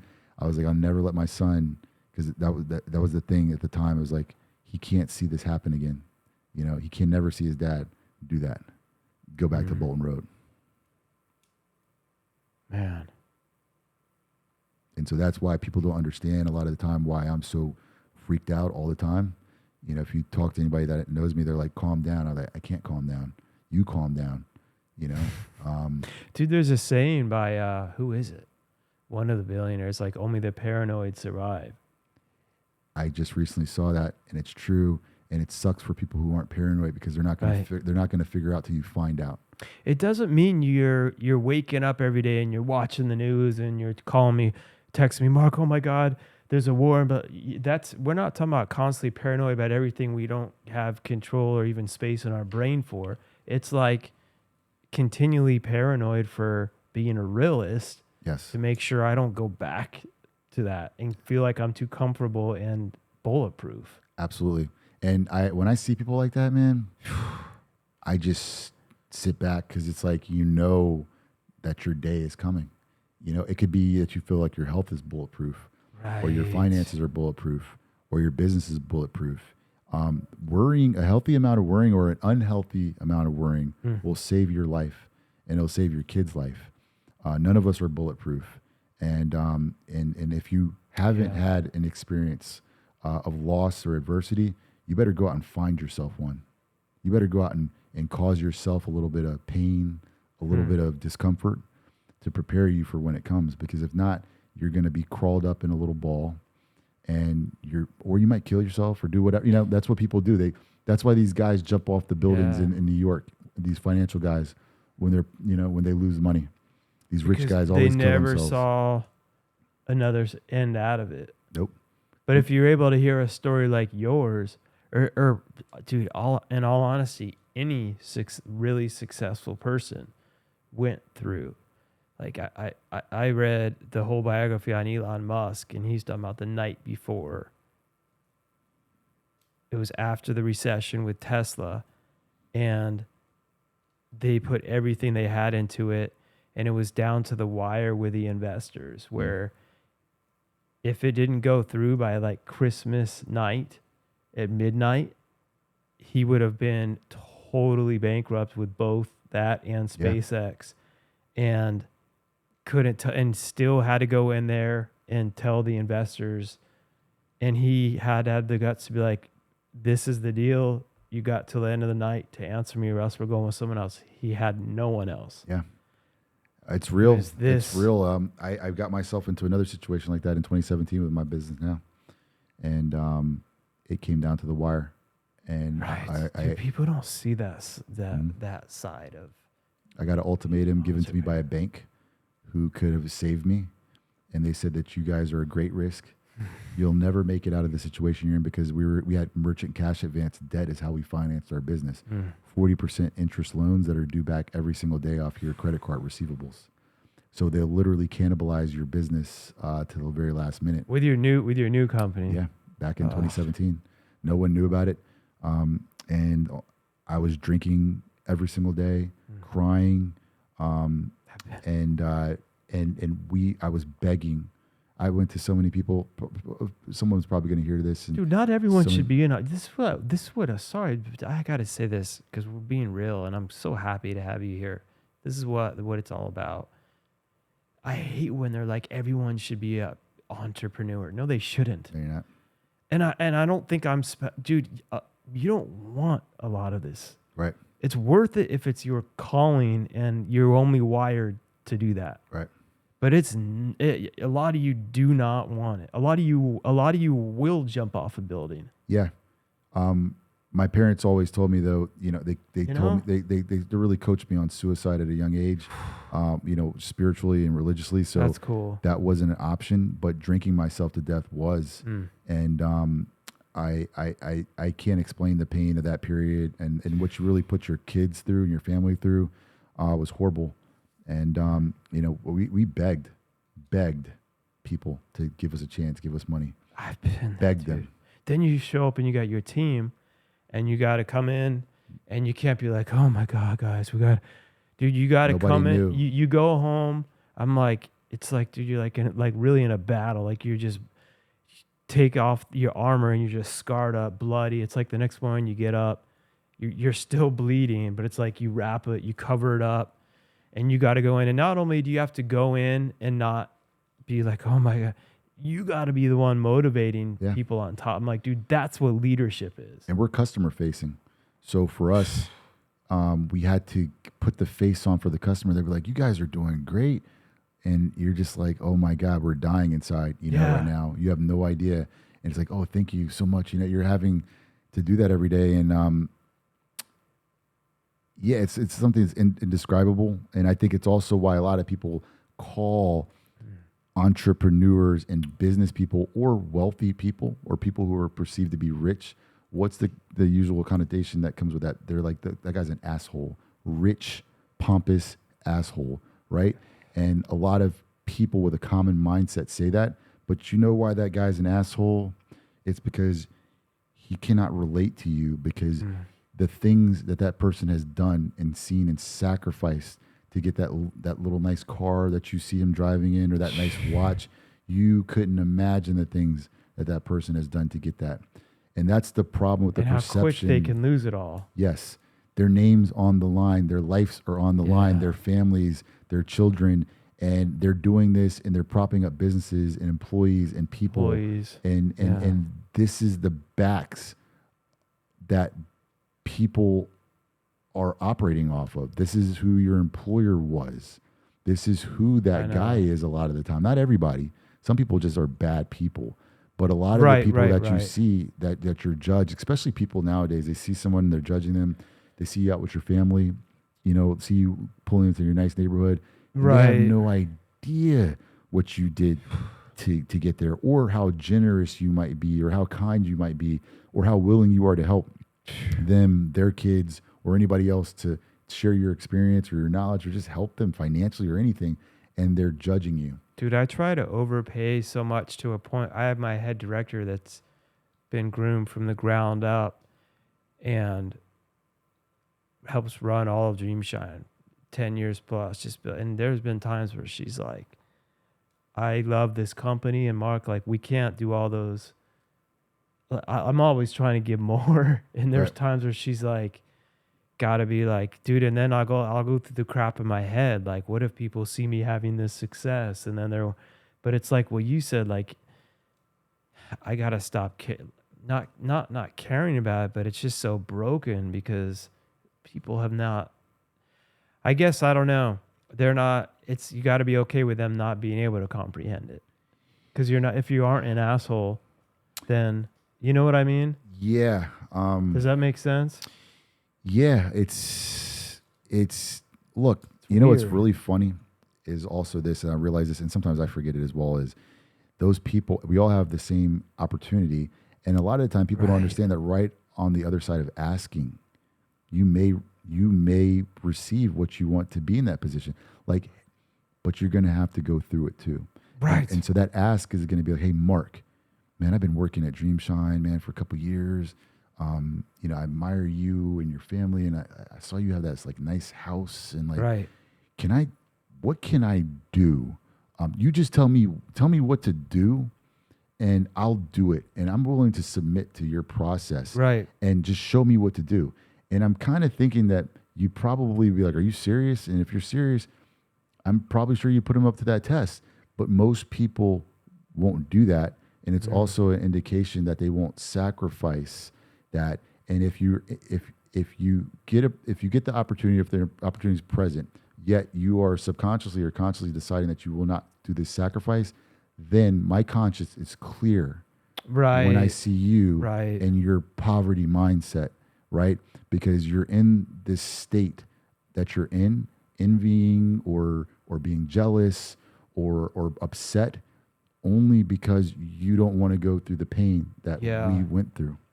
That's the only reason. Yes. And most of these, man, if you go out to these guys, man, they're generous, man. A lot of these conservative, rich guys out here that everybody hates are some of the most generous people in the world, and just looking for someone to ask. Dude, all my good, anyone that I have close to my inner circle, which is few, because those that I do, we're gonna have each other's backs. We're all givers, man. But we also don't let everyone take handouts all the time either, or else we'd be bankrupt. And it's hurting you. It is, and I've also weigh out the difference between, is this someone that's just a leech, or is it someone that is really hungry and trying to do something, and at times we get burned, but we do that with our team. We got a lady that's having issues with her tires. She works hard, is doing everything she can, never complains. We're surprising her, getting her just a whole new set of tires for her car. Little, it's not little. Everything's expensive now, but then I've had other people that we've had to have talks with where they're constantly broke. They're constantly, I need more, but they're not willing to work hard and then we're like, you're not a good fit. Let's do a budget. Actually, this position doesn't even pay enough to meet you. You need to work somewhere else. This isn't even a good fit for you. Like we've had those conversations, being real, because like no matter what, it won't be. Because you can tell when it's legit, man. Yes. When it's raw and it's authentic and someone's in need. That's I've found, and I don't, people write about this. There's different belief systems around it. The more that we give, the more that we receive. Yeah. But it's not tit for tat. It's truly like you're in the spirit of giving Right. and giving and giving, and then you find yourself not needing Not and wanting. yeah. When you're giving without expecting something Yes. back from it. And I see a lot of people blocking their blessings or whatever you want to call it by being so tied up in your P&L statement and your balance sheet and watching it that you don't understand that the real ROI is a long-term ROI Yeah, you and I from talked you about that. giving and giving and giving. It's long-term. And when you have long-term success, that's the best kind of success.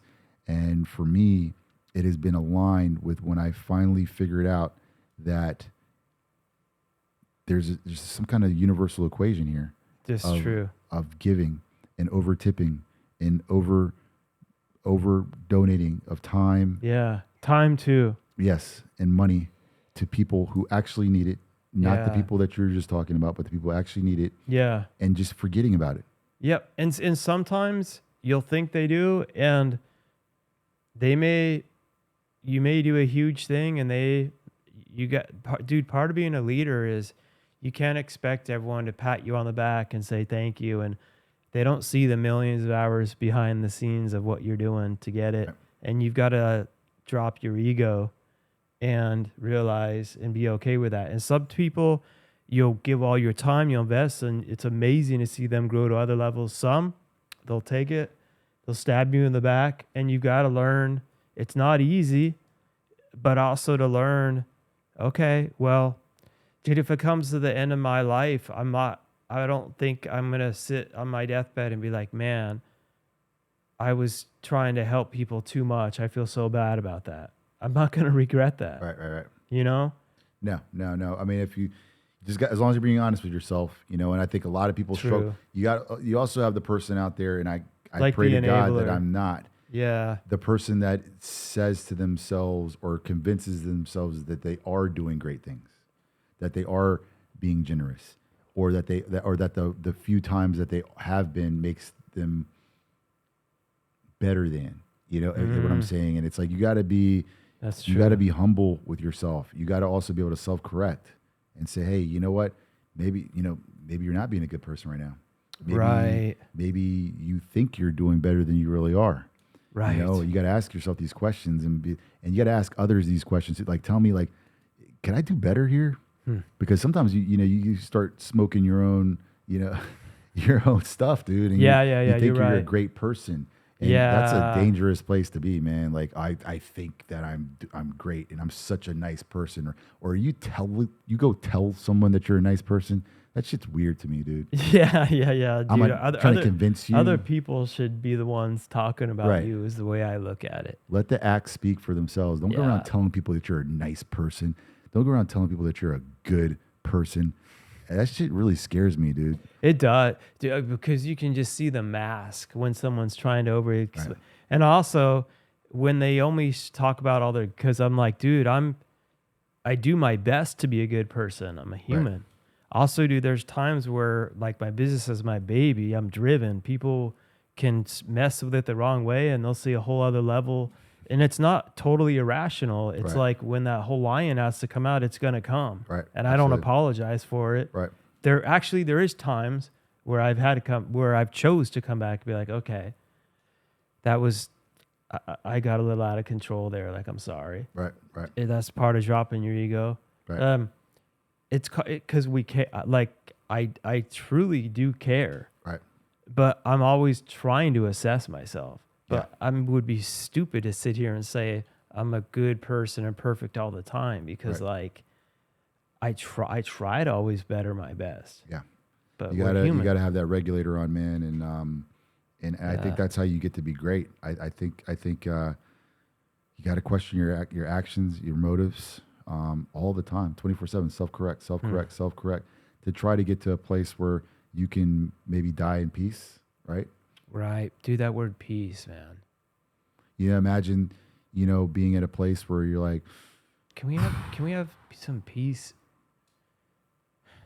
Like, I still got to learn to get better at having peace, but still not losing because I know what part of us is like, dude, if we have that, but then we're losing our edge or whatever. Yeah. But there's a way to like balance it. Balance is the wrong word too. I hate the word balance too, but you know what I mean? You just gotta self-correct, man. Self-correct. Yeah. Self-correct at least keeps you your feet on the ground, man. You gotta keep your feet on the ground. You know, because I just left a sales presentation where I told everybody in there to go kill their competition, literally. And I was like, if it was the purge, we might literally go kill our competition. You know what I mean? Like, Dude. you know, like I don't want them around. And, you know, I sometimes wonder how that's perceived, but you know, that is the edge. But you're not helping it. But it's like, I get what you mean, because we see these movies like Boiler Room and all that where they get up and but then they end up being these fraudulent, corrupt, like when you're doing something that's not fraudulent and all that, you can't be ignorant. I had to go, I still have to battle the state of Ohio all the way to the top. And I'm constantly teaching my head team member, never trust them. We work with them, like keep your friends close, your enemies even closer. Right. I'm like, don't ever think they're really helping us, because I've had them try to screw us over and sabotage us so many times. So it is like the art of war. And you've got to be aware. And I'm not like go out and murder their family or something, but I'm also like never trust, always be a step ahead and be looking at it like chess. That's great that they're nice. Some of them might be, but don't ever trust them because, and I'm not being like, don't ever trust anyone. Like I'm just teaching, like, these are the rules of this game that I've been playing for 17 years. Right. And I've seen people come in on the other side thinking, in my field, for helping people with developmental disabilities with the right reasons, they had great hearts. Right. But they didn't realize the war side and the business side. Yeah. And they just got shredded apart. Absolutely. And they're gone. And the way I'm like, you got to be in it. If you're bankrupt, you can't help anyone. If you only care about the money and you're constantly doing P&Ls and how can we just pay people less, then you're going to be a dictator, and then you suck. You're going to be a boss and not a leader. Yeah, I hate that and word, it's like by the way. always following the truth. I do too. It's I don't like like when people leadership. call me boss, and some of my staff do it to leadership. annoy me on purpose. And like, I don't like it. You know, we're colleagues, we're coworkers. I don't like boss. We're all part of the team. Yeah. I know. It's like to people that get into something to have a title are the ones you want to get out really quickly. Have you ever hired someone, like going into hiring that? Oh yeah, no. I didn't. Not going hungry? into hiring. Not in hiring, but it came out on the backside, and they sabotage themselves. And I had a young woman who did that to herself, and she brought on a friend to the company who was a little different, and she sabotaged herself right at that point in the company where the company was taking off. And she was like maybe 1 month out from getting what she wanted, but she wanted the title so bad. She wanted to boss people around so bad. She wanted to use her role to terminate people and to punish people in the company. And so we had to get rid of her.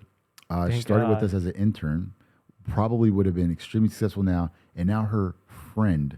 I don't think she would have been successful if she had that mindset. You're right. Because she would have screwed your whole company up. Yeah. And now her friend works for us, and her friend's doing amazing and has just been climbing and climbing and climbing. Right. And has all the spoils coming to her.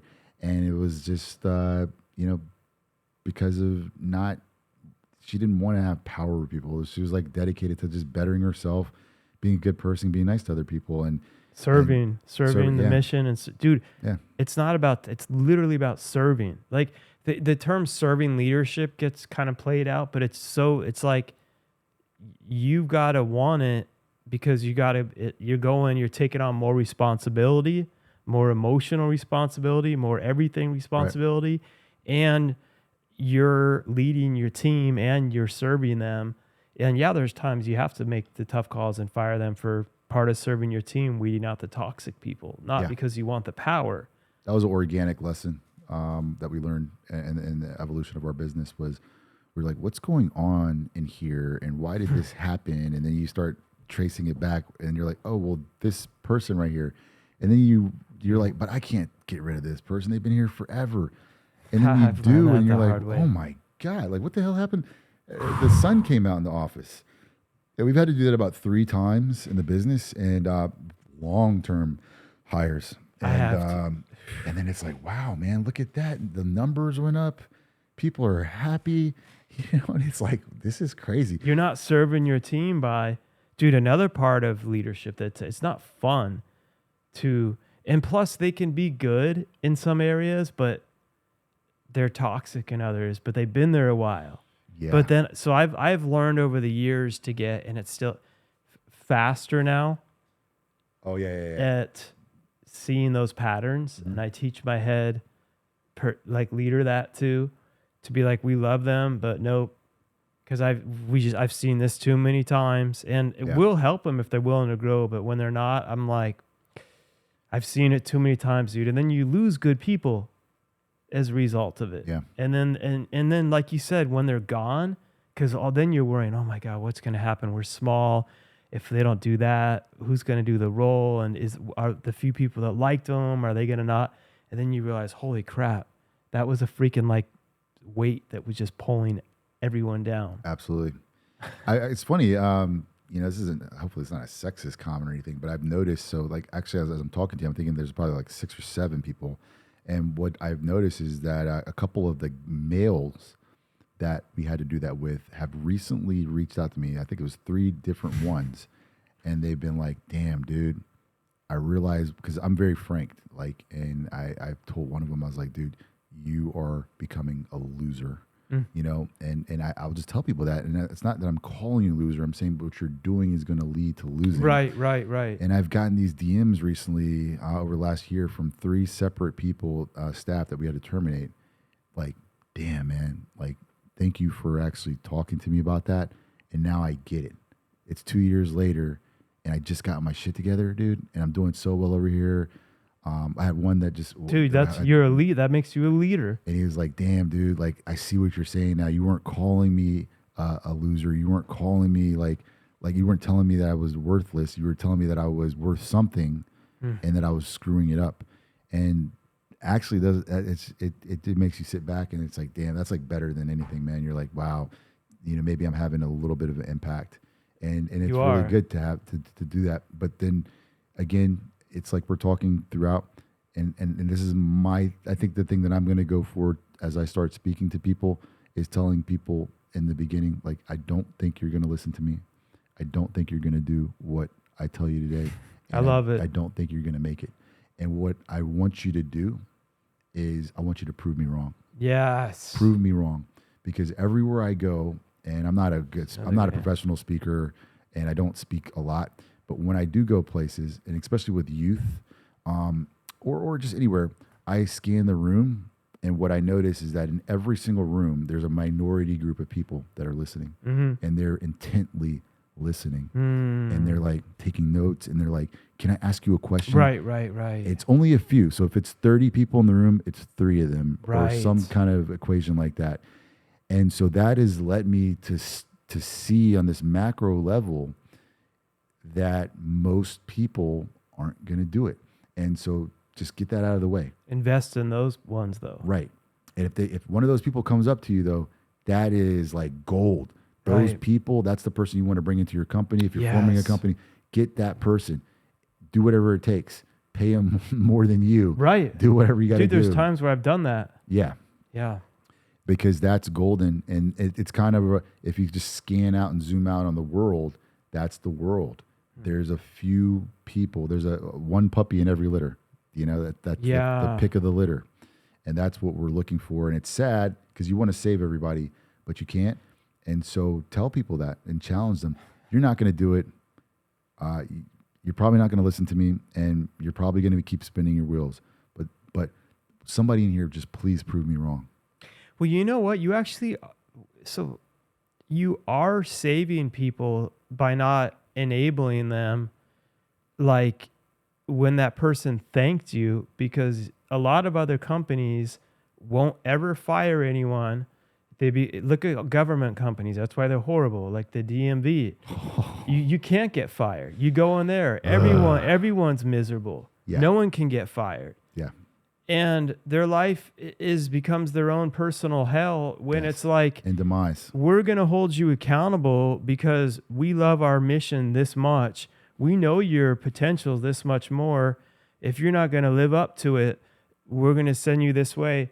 And not everyone has sent us a thank you letter when we fire them. I've had some other crazies, but there has been times too like that where they're like, a few years later, oh my God, you helped me to realize I had a pattern of this with my other jobs, and it was always their fault. And guess what? You got me to go back to school, and I'm an RN, and I'm going back to school to be a BS, and because you helped push me and in the moment I didn't see that coming. Yes.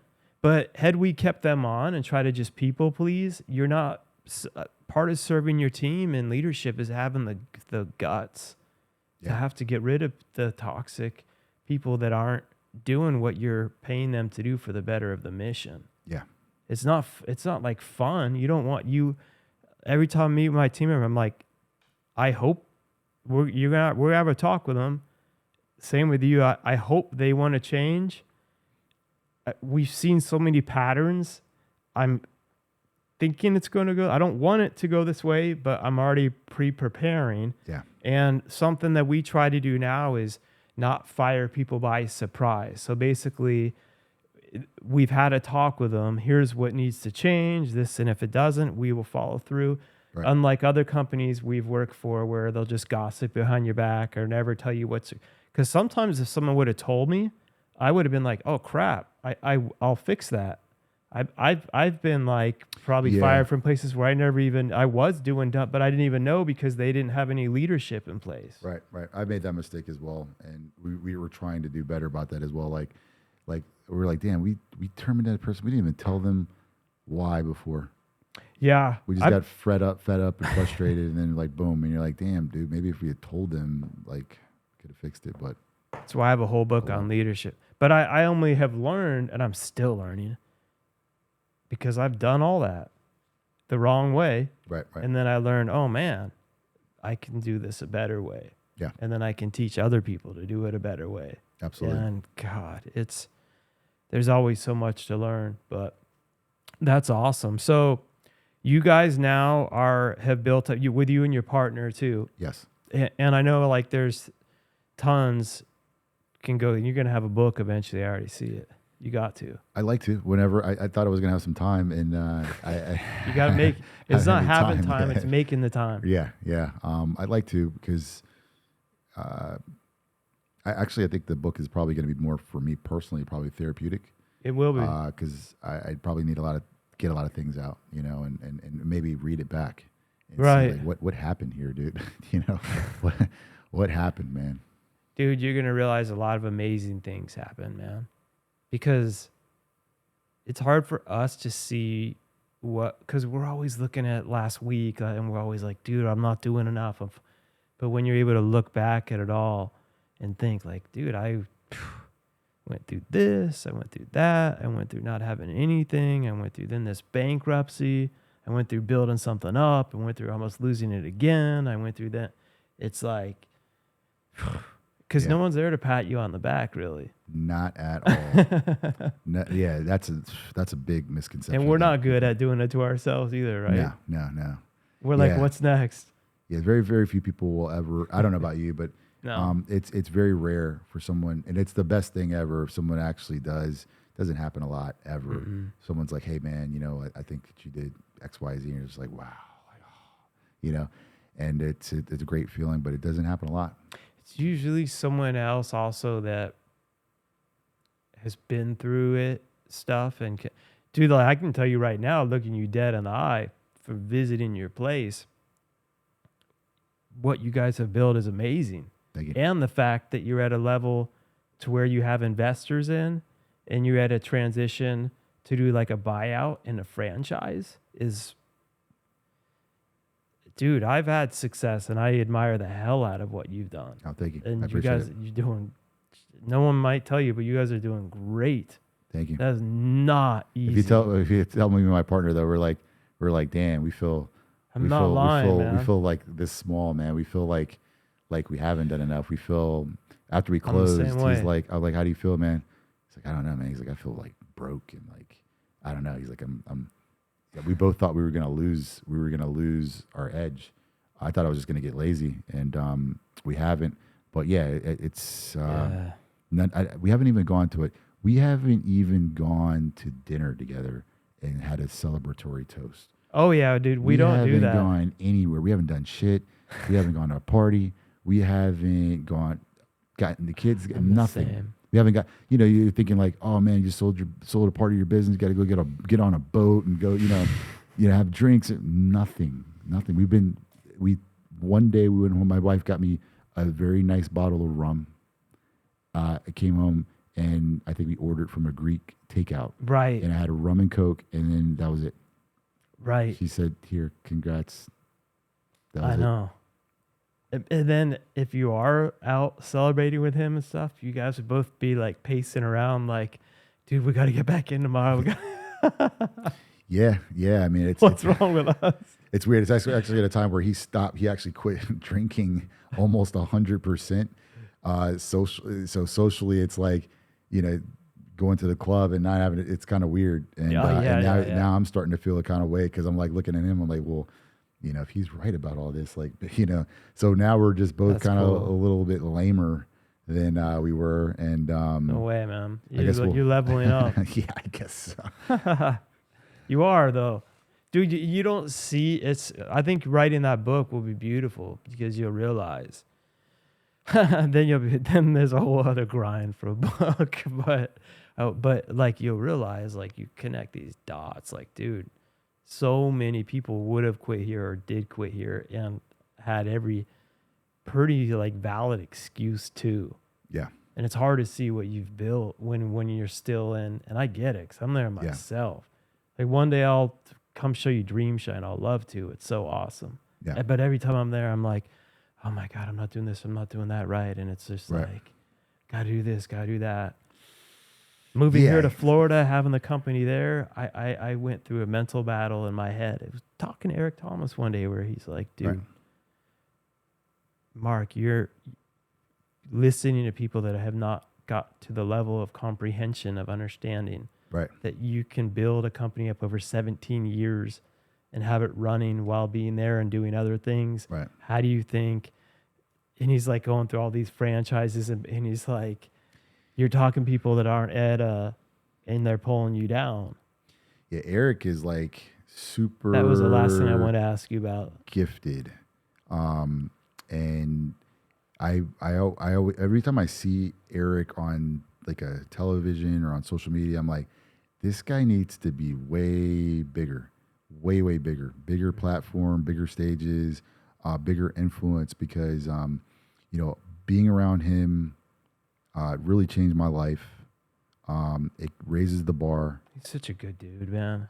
Yeah, and he speaks. It's like he takes a pause, and then he's like literally like speaking from from God, I agree. in a way, and it's the messaging is just very powerful.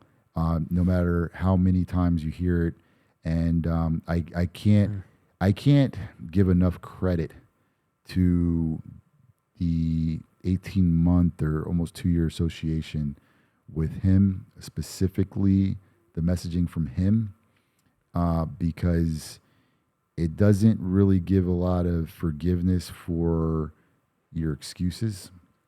It is the message of complete accountability. Yeah. The you owe you, or the everything is your fault. And really, I hate it because he's way beyond that now. Yeah. If you need to go back to the basics of it, and it sounds cliche and cheesy now. But some people it's so news to though. Some people haven't heard it. As much as when you want it, as much as you want to breathe. Right. There's really no way to better put it. And so when I look at people and we have a version of that conversation, that's the determining factor in whether I can personally take someone seriously or not. Because you're coming up with all this stuff as to why it's not working and why everything's in disarray. And it's because you don't want it that bad. And that's the only way that I've gotten through my periods, is because I got to watch what you say on a podcast, but I like to equate violence to my mindset sometimes because it's the only way to describe how your willingness to almost do anything, and I mean anything, to get to where you want to go within the bounds of I guess morality and legality. Right. But if depending on what those are, I mean, you got to look at it like that, where I will do anything for this to work. And if you don't have that, I don't know how you're going to get through it. You won't. You know? And he doesn't sugarcoat it. And you're right. We're not saying break the law. We're not saying like anything like morally and legally. And there's times where I'm not saying to break the law, but I had to, but I you had might have to bend the rules, man. I had to challenge the rules because the rules, like school, were written 30 years ago and they didn't make sense for what I was doing today. Yeah. So I'm like, no, we're doing this. And I had to fight some things too. Right. I wasn't trying to like cheat, like taxes or crap like that. But there's times you got to think outside of the box. But yeah, legally, morally, you literally have to do whatever it takes. And it can sound cliche as you want, but if you're not willing to do that, you're not going to make it. Yeah. And 100% of not the fake, we can say now, entrepreneurs that are fake, the real business owners are going to tell you the same thing over and over again. Yeah. And that's a big struggle for me. Right. That's also one of the things why I wanted to get out of that space too at that time, that you know, a lot of the internet influencing mastermind success seminar space as well, is because a lot of people weaponize that stuff for bad. And that was what I was seeing. That's too bad. Coming in. And that's why that's why I really took a pause from being in some of these groups, because you have a lot of these guys on the internet, and I always want to warn people about this. They are making money off of you. They are selling you hope. You are not even ready to do what it takes to be successful. You haven't built up the education, the lumps, the scars to be in these rooms and buying these seminars and these courses from these people who are telling you to do these things that they're not even capable of doing themselves, and they're making millions of dollars of you, and telling you to do shady things and bank fraud and credit repair take out all these loans, and you can do this and that, and all these industries that are not real and that are tanking. And I'm seeing all these people losing it and going bankrupt, and they don't even have the strength to deal with a bankruptcy. They don't have the strength to navigate that. They don't have the financial literacy or the common sense or the integrity or anything that it takes to operate in these spaces. And you see these guys out here showing you things, Rolls Royces, Richard Mille watches and Rolexes and chains and jewelry, and they're taking your money. And the only thing that they're good at is taking your money. Right. And they're leaving you high and dry in the hundreds of thousands, if not millions by now here. And it's going to be painful. And I wish that there was a warning label that came for this kind of stuff. And so, you know, that's... Do you think they have long-term success? So I've seen a lot of them come... It never... It's kind of like Scarface. It's like, it's different, but the same. Like, great analogy. It never, because people that glorified Scarface's thing, and I'm like, okay, cool. Every one of those movies and stories ends the same way. They're either dead or in prison. It never ends any other way. So great. Or it gets taken away from you because you can't... Or you lose it all, yeah. Yeah. Very few people can retain it, because it comes so fast, yes. and it looks so good, but it's not real, and it depends on what your belief system is here. Right. Your belief system, man. These universal laws, whether you're Muslim or Christian or Jewish, core values. These universal laws, man. If it's not, even if you keep the assets and you keep the cash and the things, these painful things start to happen in your life. Right. These painful things where you can't get out of it. Or you screwed so many people over, you got to always be watching your back. Yes. Yeah. Right? I don't have the kind of problems that a Dude, lot of these people imagine you've ripped off just person after person after person, Yeah. and you're some type of whatever sociopath where you don't care about it. Yeah.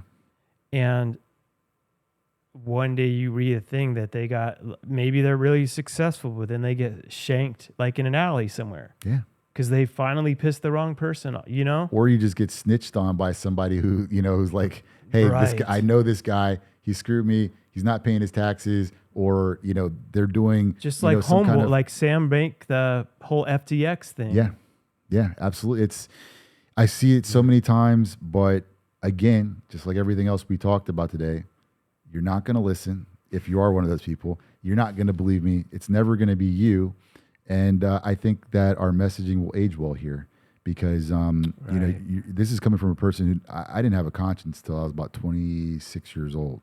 I started to develop a conscience at 25, 26, and I've been working on it. And it didn't really kick in until I was about 32, 33, where it was molded and had a foundation to it. And to develop that conscience takes a lot of accountability, where everything bad that's happening is my fault. And it started to things started happening in my life where it was like, you did this thing and you just not literally but figuratively got struck by lightning. The minute you did that thing, you got struck by lightning. The minute you stole $100, God took $100 from you here, or 200. And the math was almost even lining up to the T or to the multiple. And you started getting hit so many times, you're just like, something's not. What are you doing? You know what? Yeah. You're going to have to bow down again to whatever it is you believe in. Right. To the universe, to God, to Jesus, whatever, Allah, you got to bow down to this, man. Got to believe in something that will humble you. Yeah. Otherwise, the humbling becomes so great and so tragic. And so when you think you're winning, or if you've got the trap where they let you win, or the universe lets you win enough to hang yourself, the flip side of that is going to be so painful that it can't articulate it to you. And that's the one. You can climb so high and fall so far. Yeah. And I think I'm very thankful for that awareness, because I do make mistakes sometimes, and I'm not a perfect person, but at least I'm blessed enough to be able to self-correct enough to make the consequences, at least kind of rein in the consequences to, it's like, okay, you're doing that thing again. You got to stop, man. And I like that. And I get constant reminders, I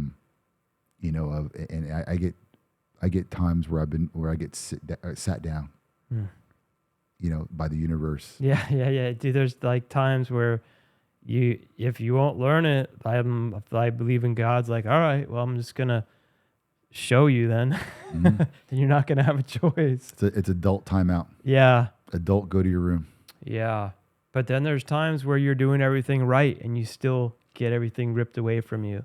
And that means you're going to level up. You know what I mean? I hope so. Yeah, I hope so, man. Because it's a different type of ripping away from you. Right. When you're not like doing bad. Well, I think that is a representation of, so you're doing great, and now I'm going to take this from you for a little bit. And are you going to blame me? Are you going to blame everything? Us? You going to blame it, or can you sit on the sideline and be humble and patient and wait? Or are you going to blame me? Because it's great. You can be thankful and full of gratitude. Everybody on the internet's full of gratitude. Every hippie chick on the internet's full of gratitude and their crystals and all this stuff. Right. It's great to be thankful when things are going good. When the thing goes off air, they're like cussing everyone out. And Yep. And so that's the next level. You're saying it's great to be grateful when everything's going good. Yeah, but then let it. Can you be thankful for the little bit that you have when everything is not going well? Like, I'm breathing. I have a car to drive. Yeah. A lot of people don't have a car. I can work out. Right. My kids love me. At least my kids love me. Right. Thank you. Like, it's micro gratitude that even myself, I trust me, dude. I go home, I complain, bitch. Why is this happening to me, man? Like. Right. We still go through it. Brat, dude. but we're quicker to get out of it. Yeah. So like, dude, I'll do a whole show on don't have a pity party, and then before I speak, I'll have this stuff come in my head. Well, you can't talk about that, Mark. You're still and I'm just like, shut up. Like I'm doing this is going to help people, and I really care. Then I'll have a pity party, but I'm quicker to leave it. But I'm like, I'll still go through it. And then I'm like, all right, I'm just this, because I know it's pointless. It's not going to help anything. Yeah. Sometimes you just got to get it out. Yeah. And then it's like, all right, back to work. That's the difference. We don't continue to have a pity party the next morning. And then it's like, then we get back up and we're like, all right, time to go back to war. Yeah. And I think that's a good, you know what I mean? Point for, your show, maybe what your mission is in terms of trying to help people. And I think, also where you find a lot of pushback today, especially around men and young men, because this is not the messaging that's popular right now for people. And this is anti what is a societal norm right now. And the universe or God or Jesus, again, I want to be broad here. I don't want to leave anybody out. I don't ever think, I just speak like stuff help. You got to believe in it. Stuff helps me. So whatever you believe in, that thing that's moving this energy in this world doesn't respect bullshit bitch behavior. It doesn't. It's truth. And especially, I think in men, more than anything, it doesn't. And so you can't find a reward. You're not going to get out of that place. You're not going to get out of that circle and that trap until you embrace these ideals. There's only one way. There is no debating this. There's no debating this. If you act like this, you will not be able to cross into what you want. There's no debate. If you want to debate, that's fine. You want to debate how being a bitch and how being soft and how being, passive and all these things is going to serve you. Find other people that agree with you. Yeah. Have fun. Stay the F away from me, because I'm up here. Yeah. And I never meet someone at my level. And you and I both, and we'll get ready to end. It's been an awesome show, but like, we both openly admit there's times we go through little bitch fits. Oh yeah, yeah. My wife sees those. Nobody else gets to see it but my wife. Mine too. But it ends. Yeah. We don't become that as a mindset and wake up. Okay, I'm a victim. And then call another friend and be like, everyone hates me. The world, you know what I mean? I'd be like, dude, what? Well, those people are so far away from you now, too. Right. They probably disappeared somewhere in the background of your life. So, and it's sad to say, but my phone rings less and less and less and less and less now because nobody wants to hear this.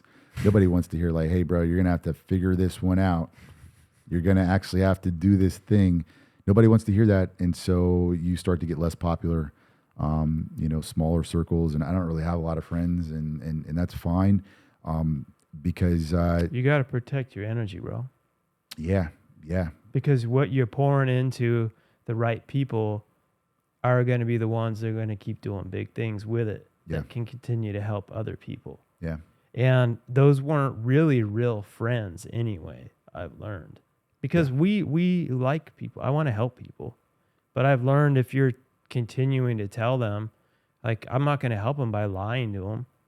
So, I can do it in a nice way. I don't have to be like, you're effing it. It depends how well I know them. But, I could do it like, hey, bro, like, I know, I get it. We all go through this. But then if you come back, I'm not going to like flip-flop and be like, oh, yeah, that's cool. Like, I lost what I thought was a good friend after I saw him go through 3 horrible marriages. And on the fourth, bro, one of them, he had to like get a lawyer to temporarily put his it got crazy. And on like the 4th one, it was like the same personality. And I'm like, bro, I love you. Like, as a friend, I thought about it. I remember talking to my wife, like, I don't know what to like. And I'm like, you know what? I realized at the end of the day, a real friend, if it was me, is going to tell you what you don't want to hear out of love of what you need to hear. Absolutely. And I said, I would actually be I said, if he goes through this marriage and I don't feel like I really told him what I know is true, even though I hope for the best, I want the best. I'm not, and I'm going to feel worse And guess what? I told him out of love, and I'm just like, dude, just be careful. Like, I'm seeing these same patterns. Of course, he went and told her. He didn't want to hear it. Then she's like, don't talk to him. Then he just withdrew. Okay. And dude, I wasn't like, oh man, I hope this becomes true. In my heart, I'm like, I really hope the best for them. I really do. It all became true. And I didn't like call him like, see, I would never do that. And then he came and he brought up and we just talked. And I wasn't like, remember when I told you? I didn't need to. There didn't need to be words there. Yeah, you get to a point where... But we never have been the same since. I got a friend like that too. You know? And I just don't talk about it anymore. Right. It's like and it's funny. They want to talk about it with you. They want to talk about the issue or whatever. What else can you say? Yeah. And you bring up a good point. I got to credit a person. Maybe you'll never hear this. Maybe you will. I had a guy, Kevin Parrish, who I credit in my banking career, who looked across the table at me one time when I was coming up in the bank, and I was having success. I was very competitive and putting up numbers. So I show up to the meeting, like with the equivalent of putting my feet up on the table and be like, whatever, you're not talking to me. You're talking to those guys, right? And screw you guys, and I don't need to do any of this stuff. I'm perfect. Right? Yeah, I'm the king, whatever. And he pulled me to the side. He's like, look, I'm just going to tell you something. You're never going to get anywhere with the way you're doing things. And I was like, well, this guy's a prick. What? He was like, I'm just telling you, your attitude sucks, and you're not going to get anywhere. And I'm just telling you, if you want to work with me, I can help you fix this, but you're not going to move up in this company or anywhere. And I was like, what the hell? And then so we started talking, and he kind of just showed me a couple things to change myself. And that's a leader. That is when my life changed.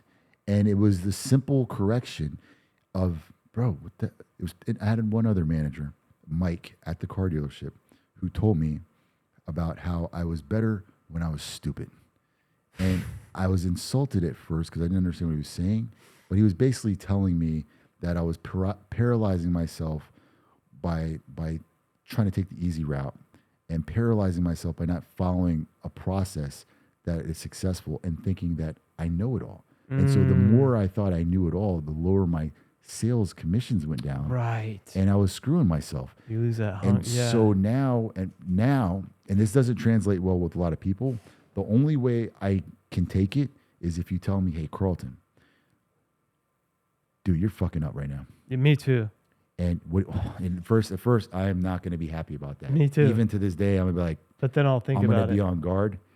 And it's who tells it. It's also who tells it to you. Yeah, they got to have a little bit of credibility. They got to have some credibility, right? But I've gotten it down to 36 hours of me not liking you when you tell me this. And after that 36 hours, like you're saying, the ego subsides. Right. And then you're like, why did they tell me that? And then you start thinking back, and you're like, well, you ruined this deal because of that. You ruined this because of that. You screwed this up because of that. And you're like, yeah, it's me. And you got to stop doing that. And when you're able to take that feedback, right, that's where the next level bump comes up.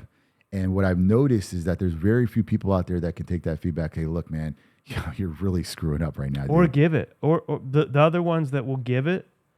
Remember, you were saying a lot of successful people are considered assholes.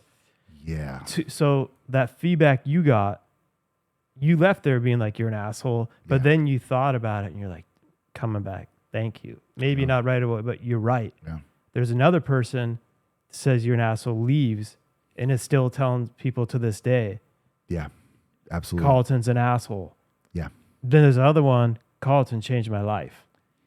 Yes. Right? Yes. But we still have to be us. I think we're 60-40 or 70-30 But on does that now. make sense though? Absolutely. But it's harder, it's easier in the short term to be the nice, oh, you're doing and sugarcoat, and everyone feels great, but you shouldn't feel good about yourself. Like I try to tell different personalities in different ways, right, and meet them where they're at. Yeah, but that's like with that friend. I realized I would be worse of a friend. I can't do this in good conscience. Yeah. And not try to help someone that I care about and tell them the truth. And it goes the same with your team and stuff. Right. A lot of people don't have the balls to do that. Yeah. And then accept it. Like you were saying, that other manager then told you too. And Yeah. in the car dealership. Yeah. Yeah. I never forgot it. Never forgot it. Very, very thankful for it. And I would hope none of us know, but I would hope that in the end, like we get to like have an out of body experience and look back at all these things. I would hope that that's what we're building up to. I don't know what it is that we could actually, that's the game that we're playing here. You know, it feels like there's some kind of maze and test that we're running right now. And I'm really hoping that it is what it is. I'm hoping it's not just us trying to make logic out of it, but I really hope that a culmination of these events leads to something. And so far, at least while in reality, while we're here, it does.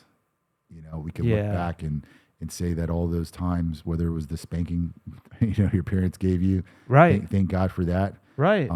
The grounding your parents gave you, to the boss who told you these things that were kind of hurtful and painful, but helped, or to the integrity talks that you get from Eric Thomas that make you feel like crap because you were out doing God knows what, while he's telling you the outcome. All these things, once you just accept it and submit to the process, it's what culminated to get you here. So I really hope that I really pray that that's what we're working on. Well, we are versus a tyrant or a toxic boss that is just coming in and is only in it for the power and is cutting everyone down. That's not a leader. The one that's like, can I name a toxic boss? You said your sales were better than mine, and comes and tries to these companies where they sabotage, and it's like, you freaking like moron. Like, okay, your team member that works for you just did so well in sales. They made more for you as the owner. Who cares? Your company just won, you idiot. Yeah. Like, go thank them. My job at Wells Fargo Financial, that was the case. My manager there was that guy. He took all of our leads and then belittled us in the office, saying how much of a better salesperson he was. And it wasn't until I left the company that I found out that he took all the leads before he disseminated them to us, and that's what he was doing. And so, yeah, you're absolutely right. So backwards. And how much harder does that make you want to work for that person? Oh, well, I mean, this guy. Not at all. This guy's turned into, he has no friends, turned into a recluse. Look at it. I mean, that's the cool thing, I guess, to sit back and look. It's like these people along the way, if you look at where they are. That's what I've always checked too. I've had people really screw me over. I had to talk to my team member about that too when we went through a situation where we did everything. And then they were doing all this crap. They tried to do these fake law so much. Yeah. And I finally had to sit down one day. I said, you know what? It's just even worth energy anymore. And I'm like, watch where we are in 5 years and watch where that person is. Right. It's amazing. And let's move on. And have you seen that the person's Patrick, like in a trailer David, and stuff? Yeah. Skit he lives by the us. famous one. He lives here somewhere. I want to connect with Fort him. Lauderdale. Yeah. Our sons go to school together, and that's cool. His famous clip from like dude. 8-9 years ago, where he shows his transition from salesman all the way to Ferrari driving out. Right, and it's like being the prick or whatever.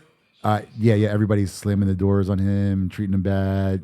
All the objections, and then he finally drives away, and that's what I'm personally getting to experience now. Is you pull up in your car, and you get out. And they're just like, what the hell? This is the person that I stomped on and tried everything to do to sabotage and stop. And you get to walk out. And that kill him with success thing is really hard to accept because it takes it's a long game. Right. It's like China, man, long game, planning it out 10, 15, 20 years. But when you hit that, it kills them. It kills them, man. It's like getting shot in the stomach, man. You pull out of your exotic or whatever you do, and they have to see that, and they're just like, oh my God, none of it worked, and you're just a part of the story.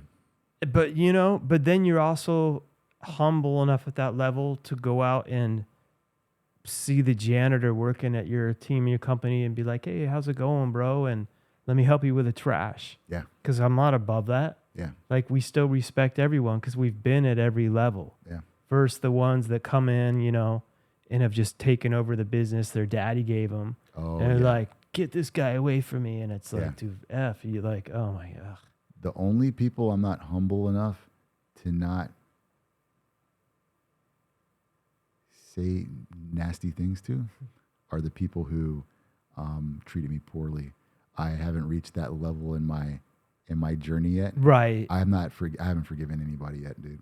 I if I see you and you did something wrong to me that level, I am liable to unless my wife has me on a leash, Right. or my work wife has me on a leash, or have some kind of moral compass that's standing within a perimeter of me. I'm gonna say something to you. It's hard, man. There's a few.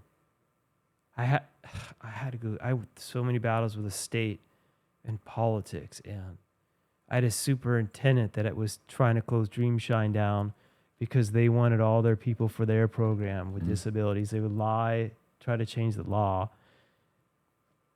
I had to fight that all the way at the level beyond the state of Ohio to the federal level, to just sum it up quick. And finally it got to a point where they were going to actually change the law.